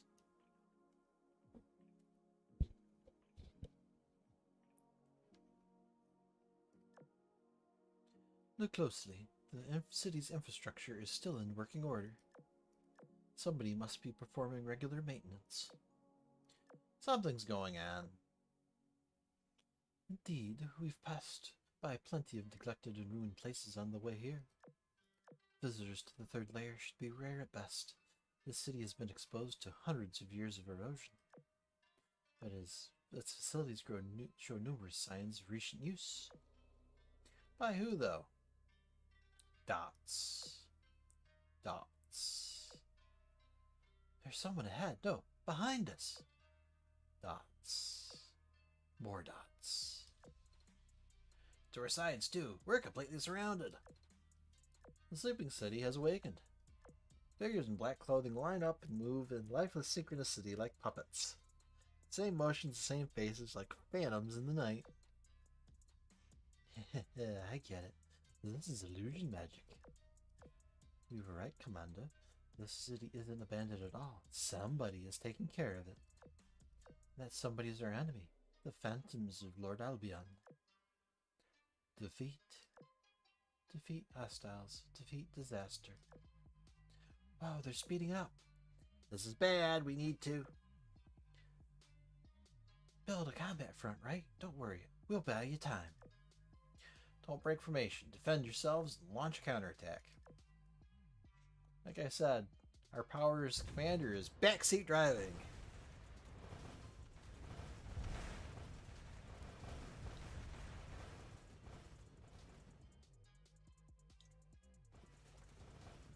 Albion, the ancient phantom, huh?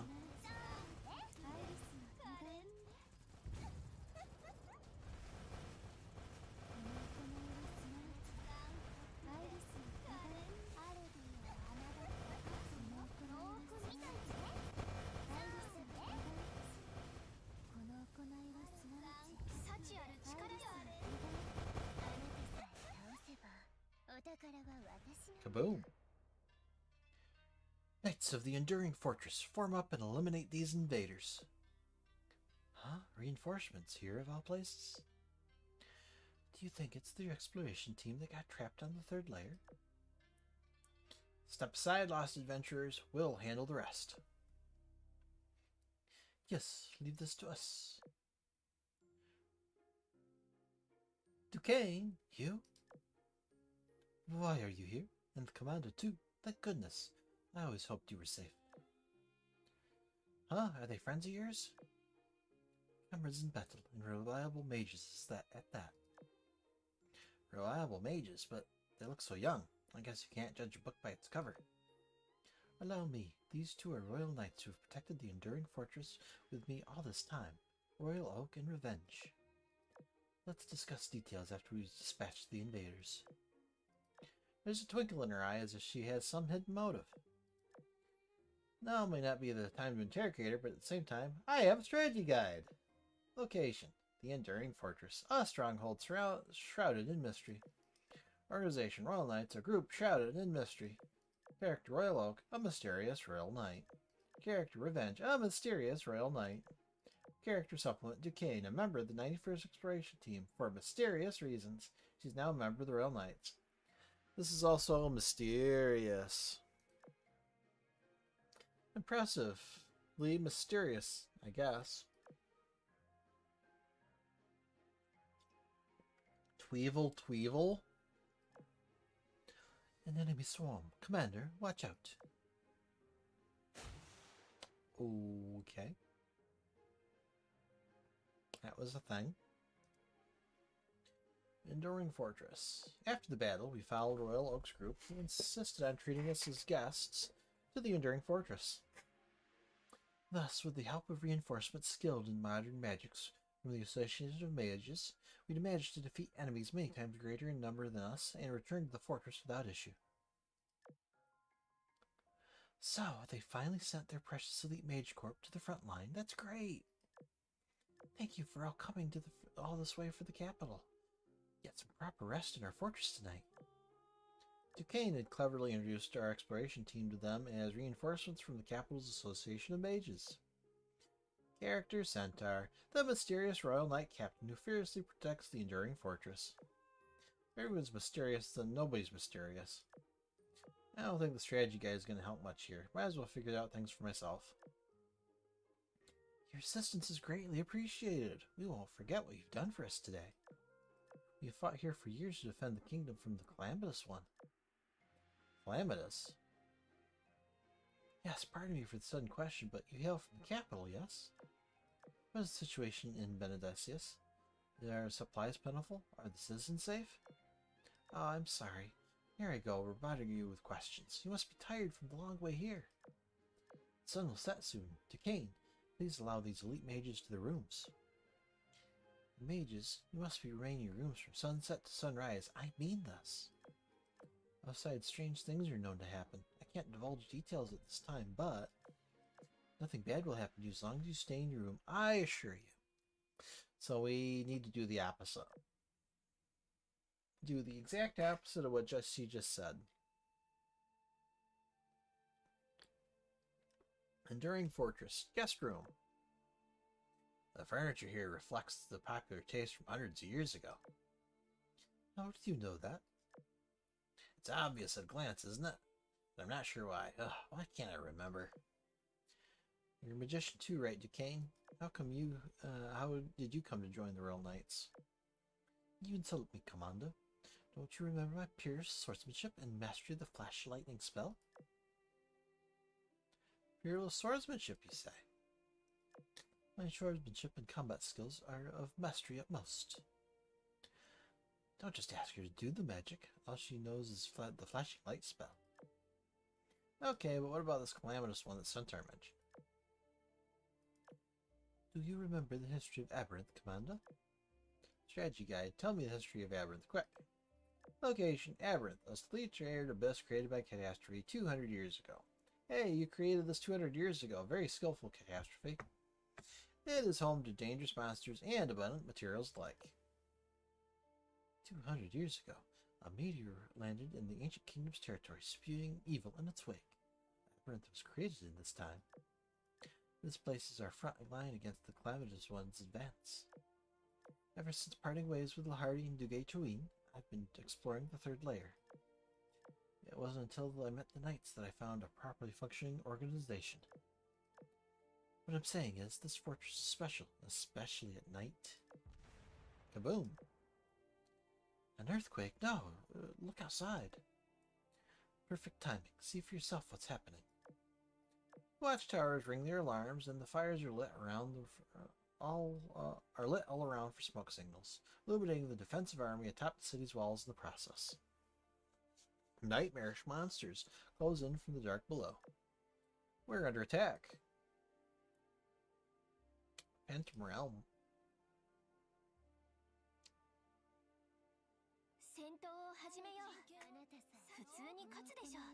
Archers knock. Loose. Arrows rain from the battlements, but they do nothing to stop the enemy's advance. And our first defensive line has fallen. Only a matter of time before the second goes down too. Try to hold on. We can just make it until dawn. Centaur, there's a breach in the wall. Damn. Cast spell. Cannon volley. A well-coordinated barrage of artillery rips through the night and annihilates the enemies trying to reach the city. Mage, why are you here? We're your reinforcements, remember? We won't sit idly by while the fortress is destroyed. But... oh no, the city wall has collapsed. Tweevil, Tweevil! A group of infernal devil Jews has appeared.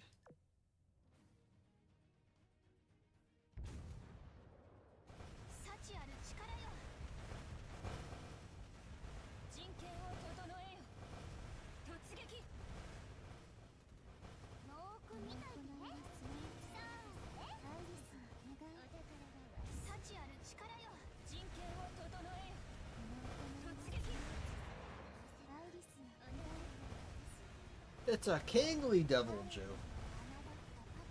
Oh no.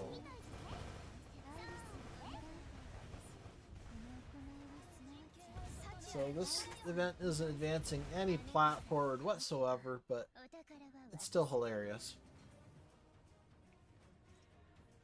The devastating battle ends with dawn's arrival. Our foes recede like the tide, leaving destruction in their wake. Why, Loke, how are your injuries? Just a few scratches. I'll be fine in no time. Look at what they've done to our walls. I'm not sure we can survive another siege. I wouldn't worry about that. A moment, please. Ah, the walls and structures are repairing themselves. And Royal Oak's leg injury is gone? We were all just as surprised when we first witnessed this miracle. At first, we believed that the sages had cast a spell upon the walls, but our experimentation proved that it was far from that simple. The same thing happened night after night in the ensuing dawn, like clockwork. That's why we sought reinforcements from the capital, but constant troubles prevented us from ever leaving the fortress for too long. The situation has gone far beyond our wildest expectations. Tep, you'll receive a different quest depending on whether you tell the Royal Knights the truth or lie. I see. Let me be honest, we're not reinforcements from the Association of Mages. We come from a world 200 years ahead of yours, one where the Elder Elves' kingdom has fallen, where the Calamitous One has yet to appear. Oh, is that true? My suspicions must be right after all. The Royal Knights know. Our very fortress don't exist anymore, do they? If you've heard the name Albion before, then I think you know what I mean to say. The elf Albion was a superb mage, and her best magic of all was creating illusions. We were nothing but another set of her illusions. Whatever the case, we fought for hundreds of years, isolated and unaided. We must put an end to this. If everything here is an illusion, then I may know a way to dispel it. But I'll need everyone's help to do it. Of course, I'll cede command of the knights to you. Guide us back to true dawn, Commander.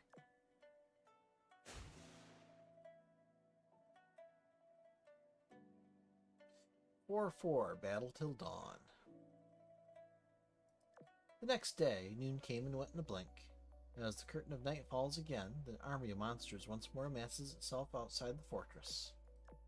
Just as she'd done every night for hundreds of years, Centaur commands the knights to go into battle against the approaching enemy. Meanwhile, I, Messena, and Deutschland leave the fortress together in search for something in the wastes. There must be a magic circle somewhere to sustain an illusion spell of these proportions. Consult the strategy guide. Treasure site, the magic circle in the Palace of Illusions has been marked on your map. Easy peasy. We're abusing that thing so freaking hard. It's hilarious. At the same time, at the Enduring Fortress. Centaur, the man in the surroundings is changing. Yes, it's getting weaker and weaker, changing into something I'm not familiar with. Loyal Knights of the Kingdom, Gander other to the banner of the fallen god. This will be in the Enduring Fortress's final power attack and our last battle. Please, let us make it a glorious finale. Form a line and advance. Sometime later, Centaur fired her final golden arrow as the enemy was beginning to retreat. Magic Circle's destruction had broken the equilibrium, and the massive illusion could no longer sustain itself. It's finally over. Even the beams of light piercing through the clouds feel different to the usual. You did it. Great work, everybody. Indeed, victory is ours. I'm glad your team made it back safely, Commander. I'm delighted that we could speak one last time before we fade away. I wish I could leave behind a tale like the Commander and the Knights' journey still continues. But alas, I'm afraid this is where we must say goodbye. Don't forget about us, Commander. The illusory fortress disappears, and the elder elves who gave their lives for their kingdom leave for their final resting place. During all this, a mysterious passage appears. Where goes this path? I think there's something really nice hidden at the end of it. What are we waiting for? Let's go investigate.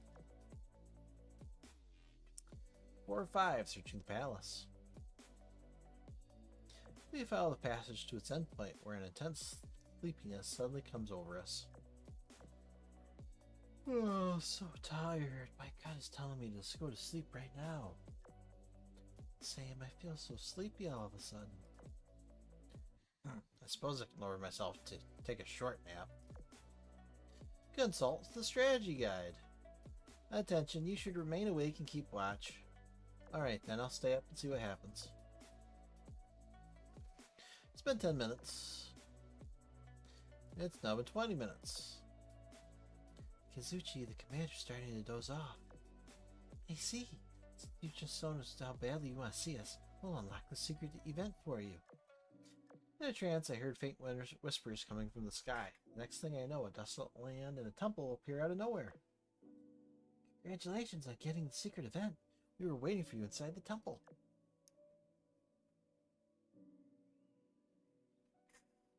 Layer 3 of Aberrant ? Temple. Here you are, Commander. It seems the ancient kingdom's blessing still works. Who are you? Character, Ikazuchi, a mysterious girl who's come out of nowhere. She's smart and strong.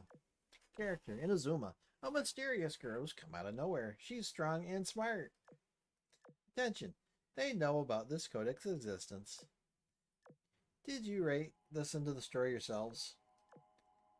What do you reckon, Inazuma? Should we feign ignorance about the commander's meta comments? That's our only real option. Let's treat it as though this is the first time that all of us meet in this story. Alright, will do.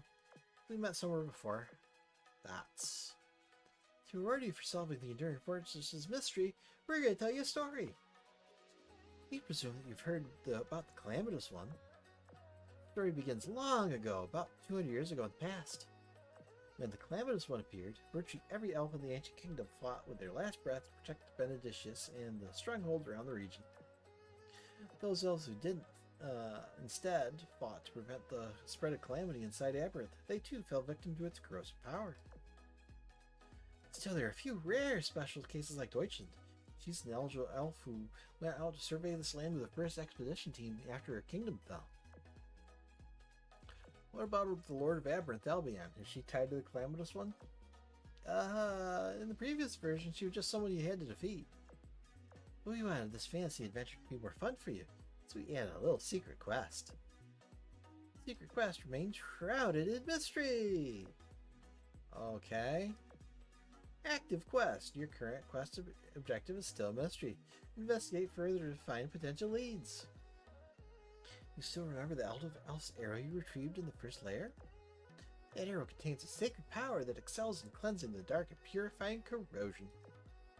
It's hugely important relic, so I think carefully about whether you want to use it or not. You've said her bit now. We wish you luck with the rest of your journey with your party. And that's it for this secret event. Woohoo, we unlocked the secret event. Layer 3 of Aberrant, Ancient Battlefield Ruins. I just think I had a really long but delicious dream. MD all dozed off. Thank God nothing happened while we were sleeping. I was an older elf descendant who came to Aberrant with the first exploration team. God, why can't I remember? What I can't remember, though, is reading about those girls you saw in the ancient book. I think they were the elves' gods of thunder and lightning. Gods? Ikazuchi, the smartest gods the strong god of lightning, and Azuma, the strong and smart god of thunder. I have no idea what you're talking about. Gods. Anyway, about the Elder Elf's arrow. As they said, it's a relic made to cleanse the dark and purify corrosion. That thing should be able to deal with Albion somehow. So in other words, we're just going to keep one step away from reclaiming Aerith and restoring the ancient kingdom. Something tells me it's not straightforward. They dodged the question when I asked them about Albion's connection to the Calamitous One. I'm sure we'll uncover another lead if we're able to deal with Albion one way or another, though. That's exactly what my gut's telling me. So let's get back on the trail. 4-7, Spire of Cycles. Layer 3 of Aberrant, Spire of Cycles. Finally, we reach the top floor of the Spire of Cycles. We spot a girl curled up and sleeping on the throne. Character, Albion, Lord of Alberith, and Captain of the Elder Elf Kingdom's Royal Guard. Lord of Aberrith, Albion, we finally meet. She's sleeping? She hasn't reacted to our arrival at all. She looks so comfy. It's making me sleepy too. Now's your chance. Pierce her with the arrow and cleanse the dark. You make it sound easy. Yeah, like it's a trap. Consult the strategy guide. Special tip. Stabbing her with the Elder Elf's arrow will lead you to the true ending. If she awakens on her own, a very challenging encounter will begin. A challenging encounter, huh? I'd rather not. Let's just keep progressing. We should act now. The instant it makes contact with her, the Elder Elf's arrow radiates a dazzling light. The fog weighing on me has finally lifted. It's been ages since I had such a pleasant awakening. Character supplement. Now purified Albion can use pure elven power. Well, that was easy. I feel like having the scene and the strategy guide on my side has made this a little too easy.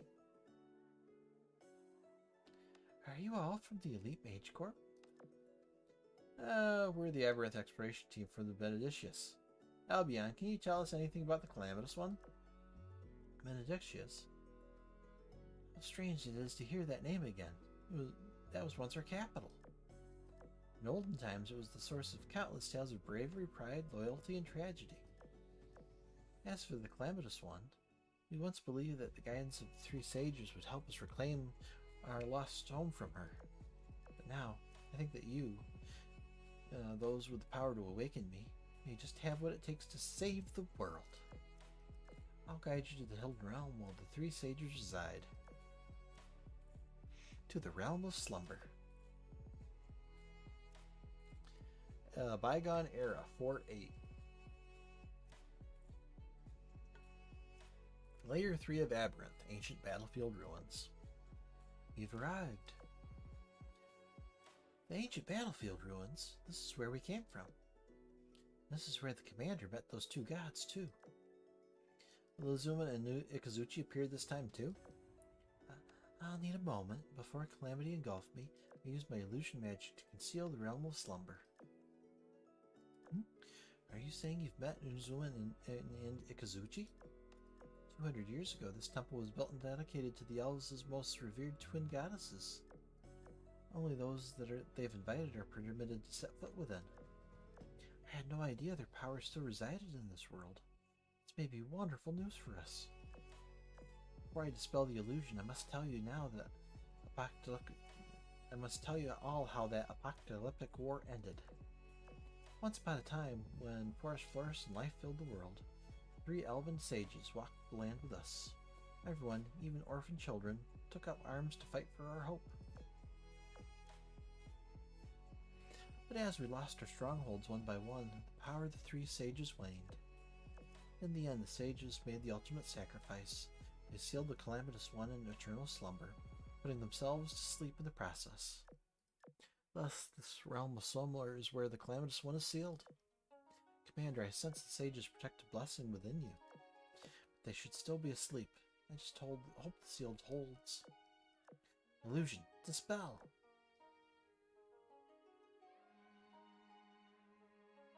The illusion fades, revealing an enormous ancient tree. It towers into the twilight sky. Withering branches stretch desperately upward, like the faded crowns of decayed gods, struggling to protect the dying elven bloodline even as they themselves die. I can sense it. The mother tree weeps. Oh no, something is straining the tree's life force. A barrier sinister with construction cunning envelops this place. Offensive magic most powerful will be needed to break it. Did someone say offensive magic? Yeah, it's finally my time to shine. Explosion! I'll build a position now. Just you wait. Kaboom! The barrier is wavering, but not quite enough yet. Let's combine our attacks. Casting spell, cannon volley, and saturation bombardment 2. Kaboom! The focused bombardment obliterates the barrier in the blink of an eye. Modern mages are so powerful. If I'm not mistaken, Cronus Adair, did you just use naval magic? Even in our time, that was high-level magic only usable by a sparse few great mages.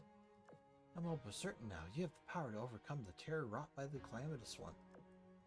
Now that the way is open, let's go meet the 3 sages. It's not ancient naval magic, it's backseat driving. 4-9, Realm of Slumber. Oh, that's Golden Lion. And the other 2 girls from the new faction.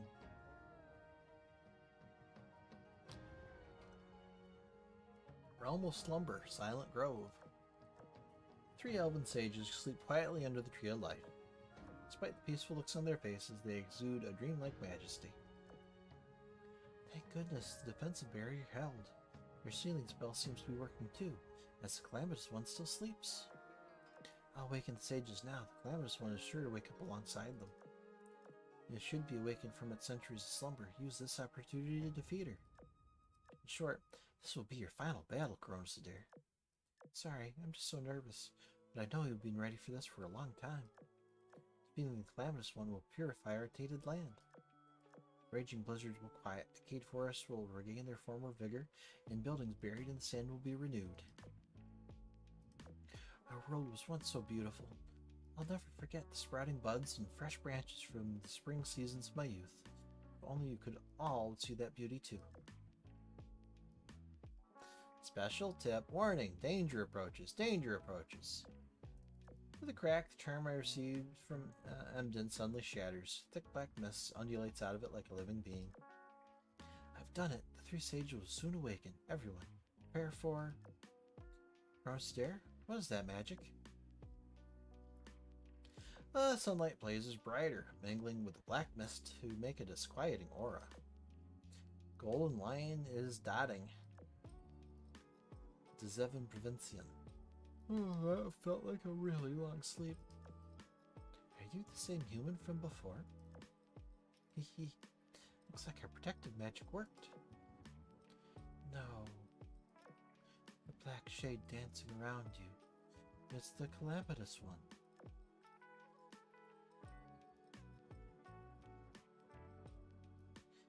You have the Calamitous One's sublime gratitude, my darling human. I am the very meteor that wrought disaster, the enduring malice, the master of despair. Character supplement. Endon's true identity is that of the Calamitous One, the incarnation of the meteor that fell upon this world 200 years ago. You've escaped my grasp 3 times now, human.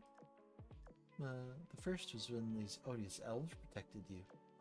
Character supplement. Cronus Adair, the commander of the 1st Aberth Exploration Team, led by Baloo, Deutschland, and ...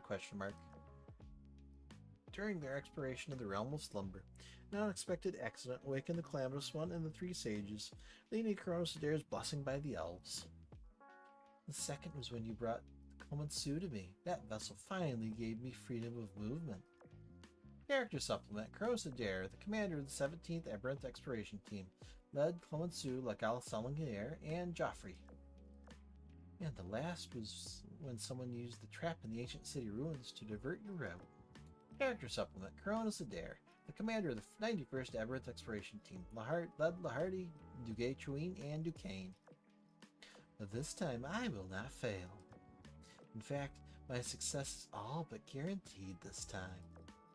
The elven blessing inside you can also be used to destroy their barrier, giving me access to wear away at their very spirits. The age of elves is over. Now an era of disaster will reign.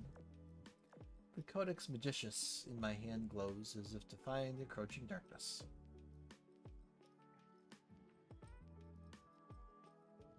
You finally remember everything, Commander. Thank goodness.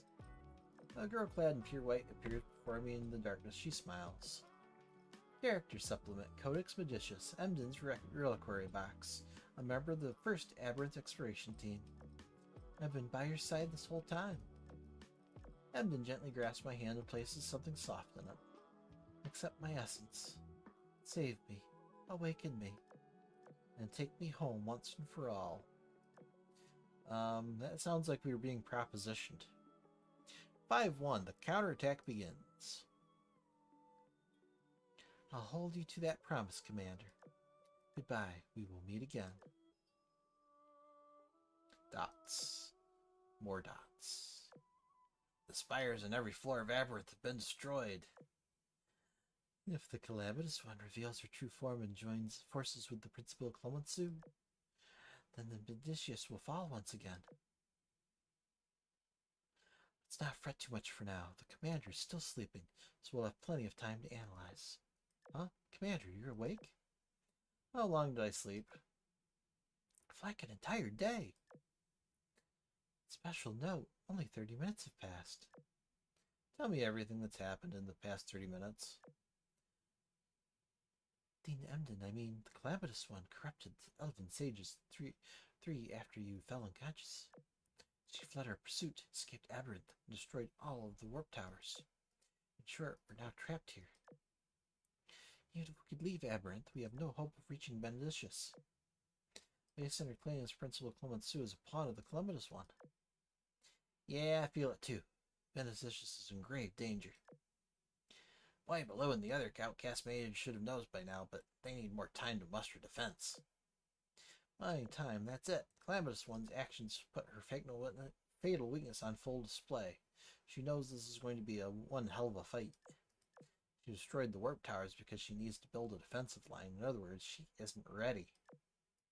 Means we must act now. Counterattack, eh? But how do we go there with the towers destroyed? Consult the strategy guide. Character Supplement, Ikazuchi and Inazuma, twin elven goddesses. They have the power to create warp tunnels across dimensions. In that case, we can help. The summoning spell. I think we're all thinking the same thing. Could it be? Commander, I think I represent all elves when I say thank you so much for all of you and your team's efforts. Let's work together, activate the twin goddess summoning circle, and begin our counteroffensive. Behold thunder and lightning, most radiant twins among the gods.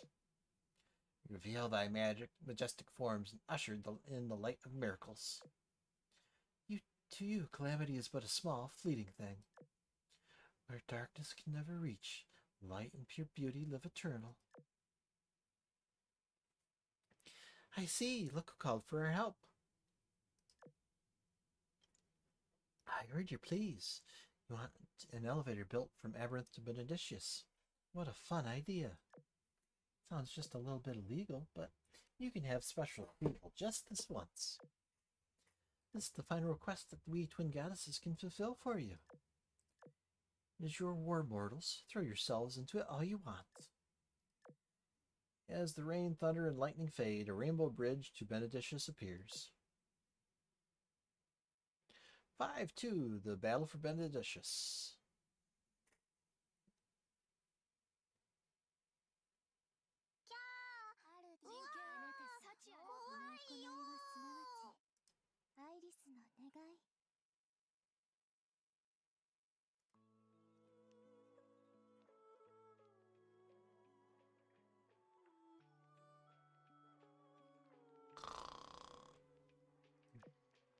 Kaboom! No? Nah.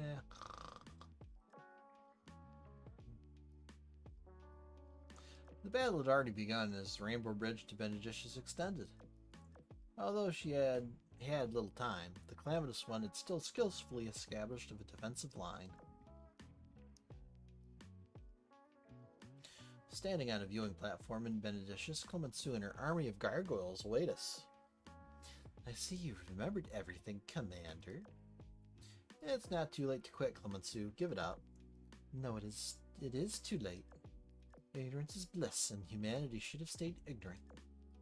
We brought Calamity's insatiable appetite upon ourselves when we learned of the gods of forbidden knowledge. The price we paid? You went missing, and I betrayed myself in exchange for a chance to live. You keep ruining my plans again and again, just as you are now. Forget it. We'll discuss the past when we stand on the line between life and death. Because right now there's unfinished between us, isn't there?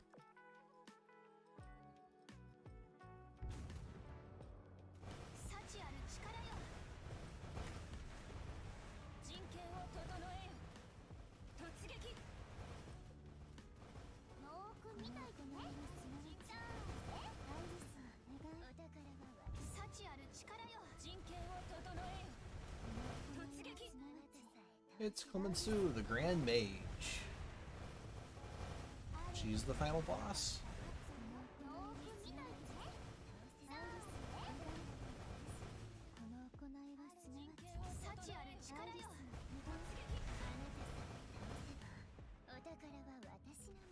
Kaboom! Clemenceau is sent flying and tries to move forward again, but at that same moment, the warp gate begins to glow and a snowstorm whips up. I am Boy Baloo, member of the first exploration team, here to assist. Take the stars we made it. The 22nd exploration team awaits your orders. We shall deal with Clemenceau and her gargoyles. The rest of you, focus on the tougher enemies. Time to go, Commander. For us both. That's pretty. And why did we have to get a panty shot of Messina? Okay. Ooh, what the heck is that? The Calamitous One soars high in the sky, seemingly anticipating the battle that's soon to come. You finally come, my darling human. There are those who lose their minds or even their lives when they lay eyes upon me. Some who have lost all hope to even surrender to me. But you alone are able to gaze upon me without fear. Why is that? I want to know the answer. The lack of an answer is an answer in its own way. Now look you have brimming with confidence. I find it surprisingly amusing. You've thoroughly entertained me, and for that, I must thank you. Haven't you forgotten something, though, dear human? If you want your enemy to surrender, the best thing is a bang from a cannon. Weapon, the ancient golem, a colossal magical automaton created in the ancient kingdom. Ooh, a firepower measuring contest. Sounds fun! Yes, it does, doesn't it? Now let's take a few shots at each other.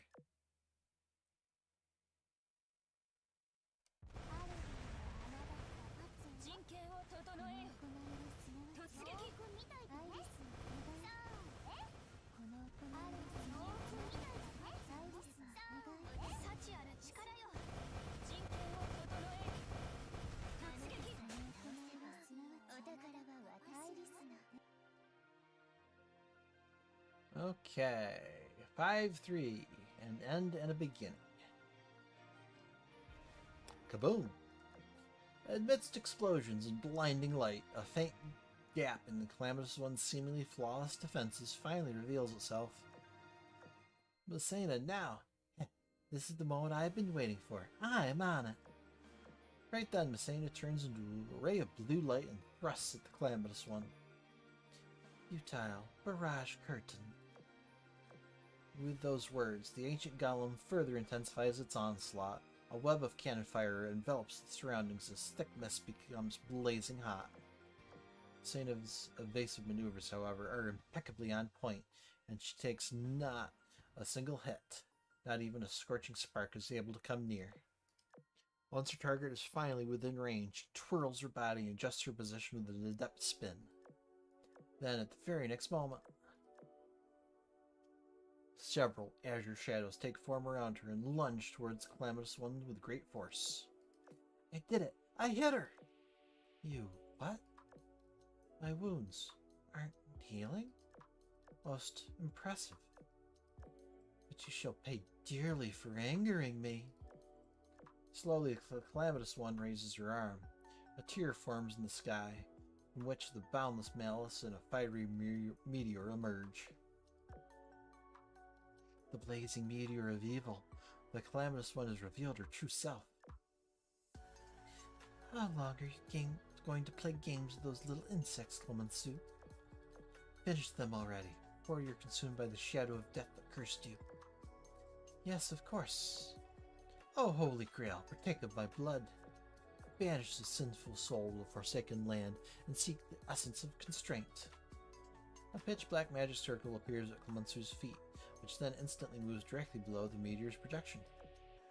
What are you doing? I was as shocked as you when the commander appeared at the academy. I knew you wanted to use the commander to break the seal of on the realm of slumber. So as you started a scheme, I made plans of my own. When the 91st Exploration Team set off, I secretly activated the Elder Elf's arrow in the ancient ruins, stopping your plan with a little accident. I thought the commander wouldn't reappear for another few years, then everything would have been in order.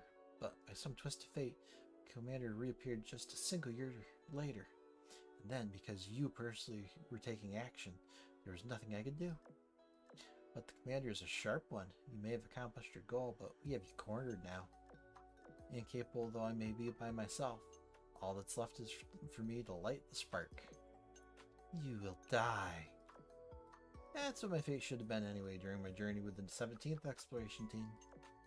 You attacked us and I only survived because I struck a deal with you. All of it was so I could find an opportunity to avenge my fallen comrades. Clemenceau's expression twists in agony. It's like something is draining all the life force out of her. Countless black chains rise from the magic circle, each one binding itself to the meteor, locked in place by incantations. Is she using sacrificial cage? That's a forbidden spell. It converts the caster's life energy into a prison that eternally seals the target in another dimension. I will return to this land one day. You will be no more than bones in the ground by then. So you may think. Commander, there is a way to save Clemenceau, however, I need your help. What do I need to do?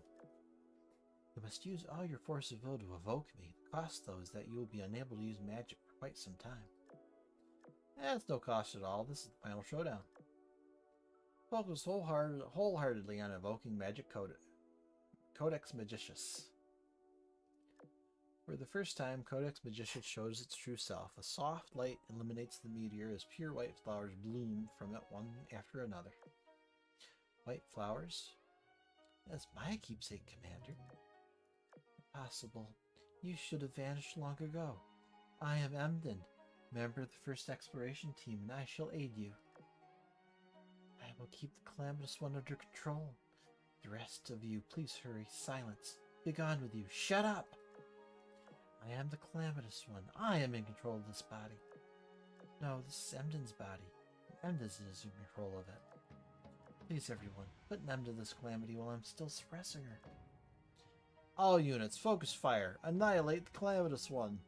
Backseat driving. Go!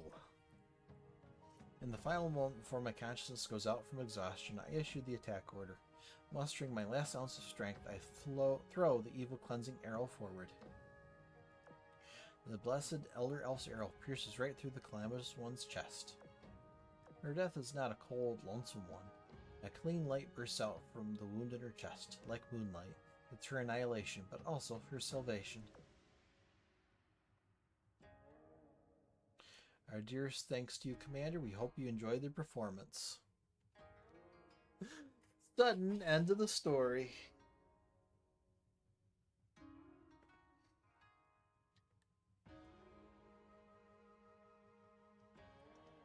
No denouement. We slay the dragon and the credits roll.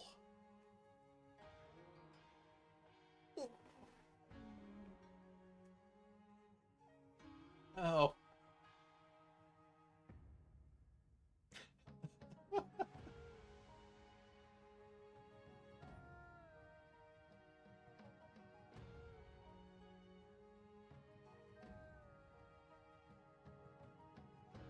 Special thanks, Akashi. Uh-huh. Banner is Benedicious. May swords and magic forever protect Benedicious. Basic info. Dare. Job. Commander. Blessing. Goddess of Luck and Riches. Level 999. Stats. Lots of 9s, but luck is 750. Talents. Throwing. C. Seatside Horn. SSS. Battlefield. Command. Info recording, info analysis. Blessing of Steel, Flute of Time. Blessing of Hope.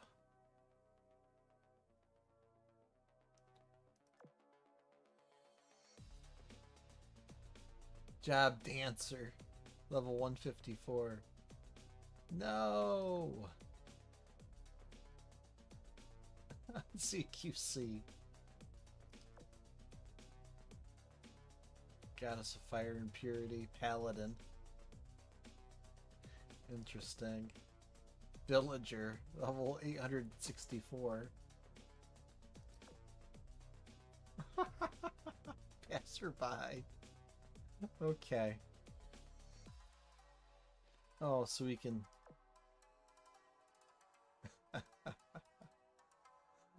Okay. Neat. Oh, you know what I forgot to do? Head pats. Everyone gets head pats.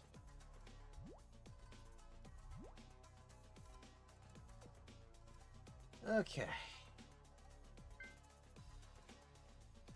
Hey.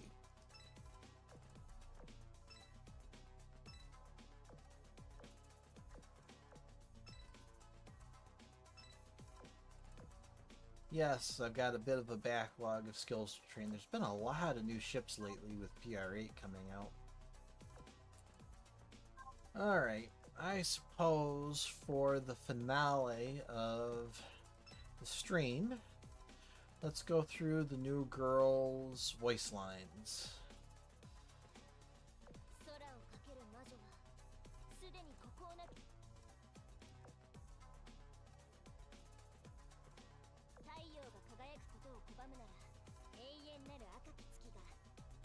She's very tuney.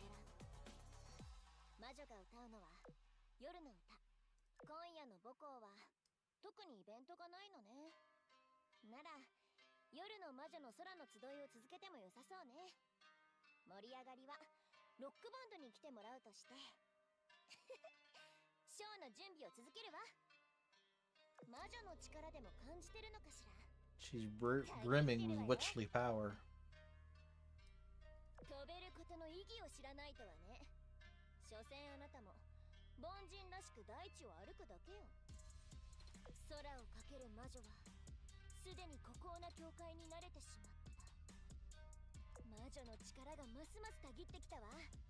Neat.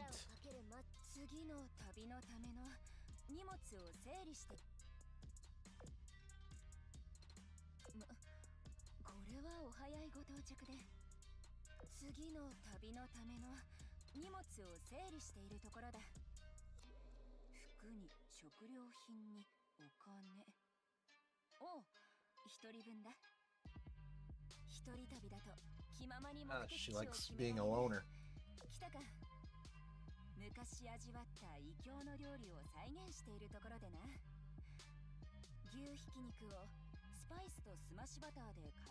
Interesting.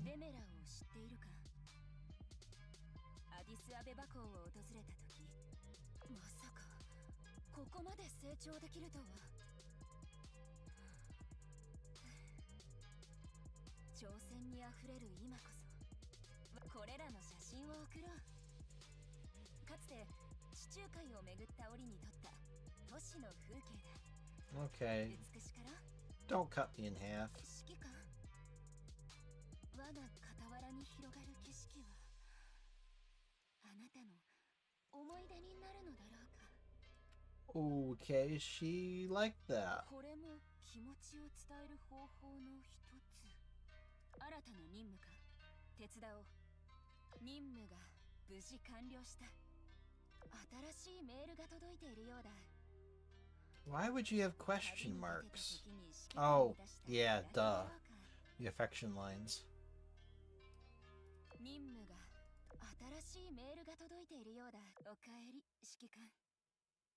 ああ、ここもまたここまで信頼を寄せてくれるなど、時に少し恐れ多く。いえ、何でも So she's a bit of a tourist. 委託に出ていた仲間たちが戻ってきたようだな。 She's a tourist and she likes being solo. この力があれば共に戦ってくれる仲間たちもここが前線だ。へし折れた刃でも錆びついた方針よりは誇れよう。撤収準備だ。しんがりを務める。心配するな。当然あなたの指揮があれば我々は向かうところ敵なしだ。 Alright. 陣形を整えよ。 I like that. It's a little long. 陣形を整えよ。突撃。 Especially given how short the translation is. ここまで信頼をよ。指揮官、懺悔の時は大事なものを I'm not going through all of her voice lines. Yeah, scary. あなたさえ倒せばお宝は私のもの。 Okay. Yeah. どんどん政務が増えて。 Alright. アイリス所属。 Yeah, we saw that. ええ、どんどん政務が増えて。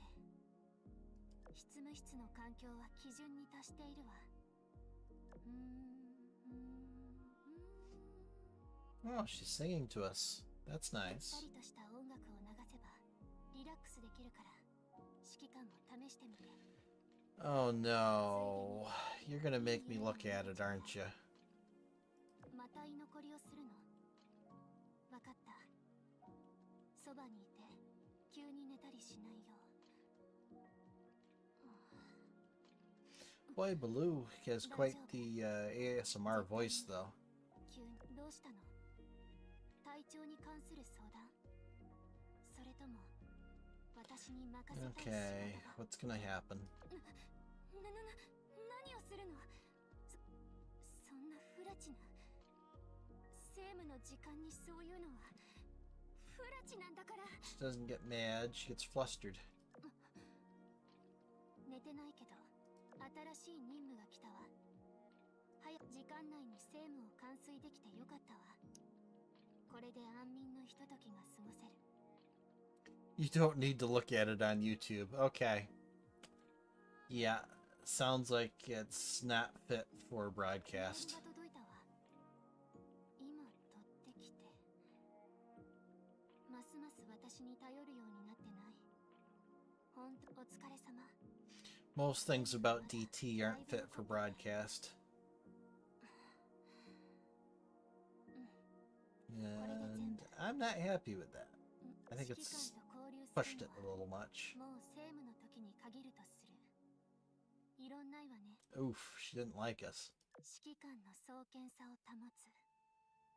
世話の政務において最も重要なものの一つ。休憩時間はここまで。 You know, for someone who's so focused on health, I don't understand why they didn't make her a healer. 強くなった。 Seriously. 政務も増えた。もう何だっていいわ。 Bosh all over again, but worse. まだいける。勝つよ。素晴らしい勝利ね。みんなお疲れ様。けた。後始末の作業がまだ助けを求めてる仲間がいる。政務継続よ。次から次へと一気に片付ける。 Yeah, it's a little too long and a little too soft. Next. 指揮官の美味しいものを食べて勝てる戦をする。まずい食べ物に出くわしてもそれはきっと誰かの大好物。負け戦になってもきっと増援がすぐ駆けつけてくれる。これがマッセナかも。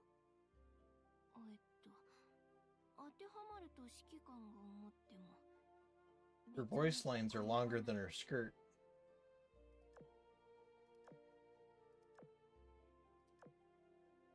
あなたが指揮官？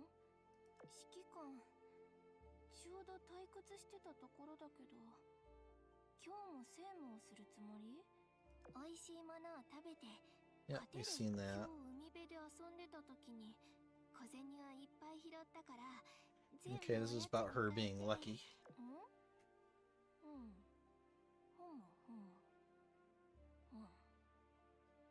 最後までしかと聞き届けた。作戦の策略を。 That's a nice ASMR line. しまった。アップルパイの時間に間に合わない。指揮官、今アップルパイを食べてるの？はあ、これで間に合った。 Ah, that was happy. 何？マッセナの力が役に立つって？じゃあ Okay, don't put that lance through my chest. これで指揮官は幸を授かるの？ Oh boy. Oh boy. そうしたら指揮官は幸を授かれるの？まあこっちは結構気持ちいいからいいんだけど。任務があるよ。やらないなら。 Yeah, go do your missions. Hang out with me. Okay. 任務が完了したね。ずっと待ってた。手紙を確認する前に私をギューってしておいた方がいいよ。 Well, I have to say, Miss Anna, you are quite huggable. 指揮官か。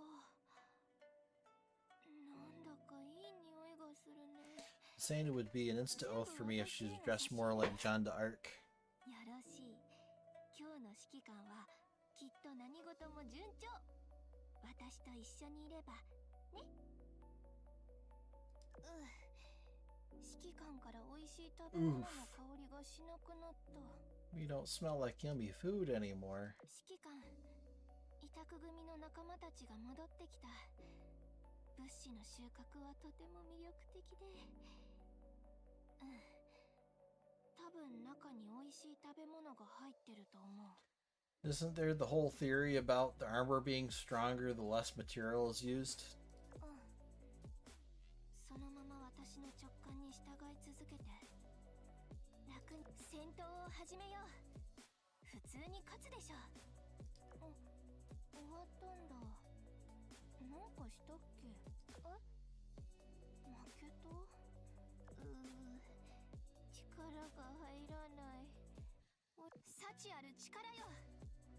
Okay. 幸ある力よ。 It could be voiced with a little more emphasis, but it's short and sharp. I like that.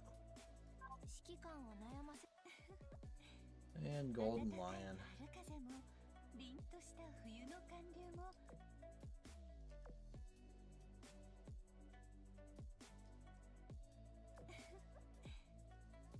指揮官、何を聞いてるの？確かに気持ちいいわね。優しくて温 Yeah, かい。 Golden Lions for a certain subset. Definitely. 最近夜が静かになったって？大丈夫よ。指揮官、もし疲れを感じたら私に仕事を少し任せてくれてもいいわよ。 Oh, they can fix anything, huh? 指揮官、ほら、光で作ったあなたの姿よ。でもこんなんじゃ指先から温かさが伝わってこないし、心のドキドキが聞こえない。 Or if you are a prototype ship. ずっとずっといいわ。もっと強くなった力を Up close demonstration, huh? 指揮官 Look at the chibi go. So many emotions. Okay, Golden Lion's pushing it a bit. Okay. Yeah.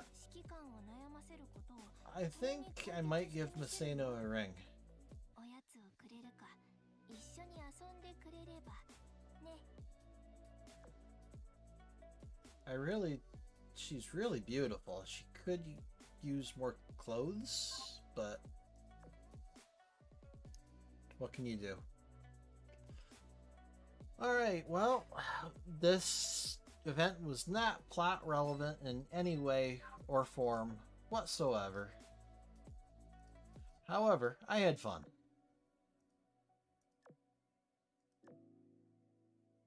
And hey, Catastrophe even got featured because he made the 200 years ago. Sorry, I couldn't help myself. Alright. Well. Let's see. Finally.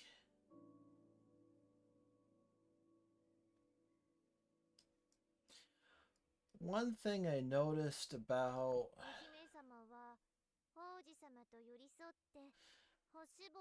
Essex's retrofit. Apparently her AVI is over 500, which is going to make her the highest AVI ship in the game.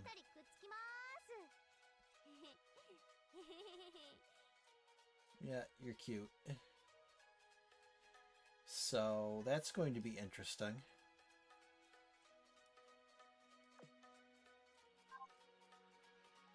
And instead of giving her 9's planes, they did the Amagi CV route and gave her extra barrages.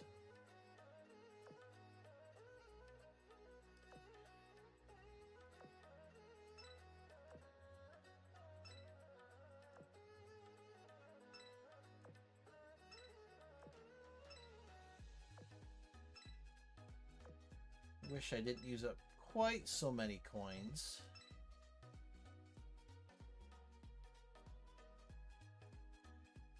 Increasing the max firepower AVA stats through Essex and Mecklenburg.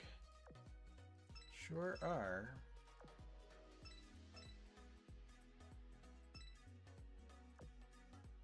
This is where you need the special item. I'm about out of coin too.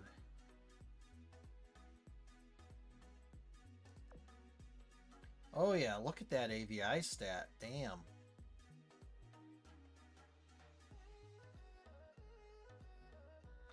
With the AVI that high, she's gonna hit like a truck.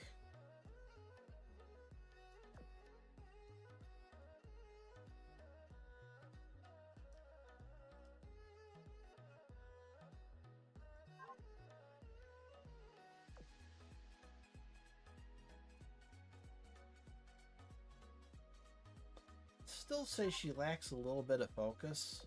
She's very selfish about giving buffs, and she needs Eagle Union ships. She does have this skill that reduces their damage, and the fact that the dive bomber slots, the flex slots, interesting. That'll give her the most torpedo bombers of any Eagle Union ship. So it'll be interesting. We'll be able to play with her in a few more days, though it'll take a little bit of time to train up that skill.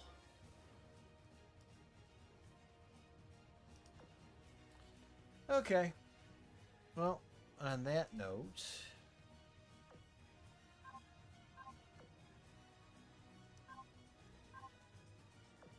ooh, we can unlock a medal. This is quite the dramatic music for the end of the stream. Okay. Well, this was fun. It took about almost exactly 3 hours to get through, too. Neat.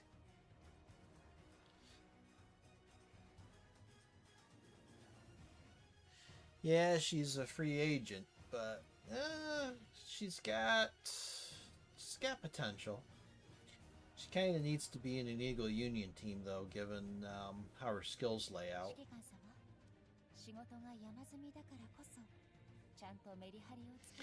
Which kind of tells me they may plan on releasing a few more Eagle Union ships before the end of the year.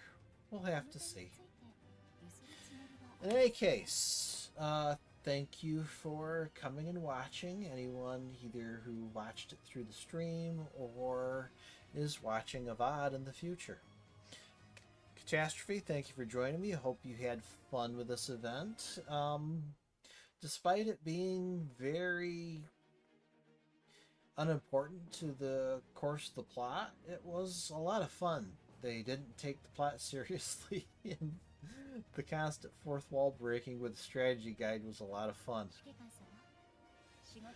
Alright, enjoy the rest of your weekend. Thank you for joining me, and take care. Goodbye.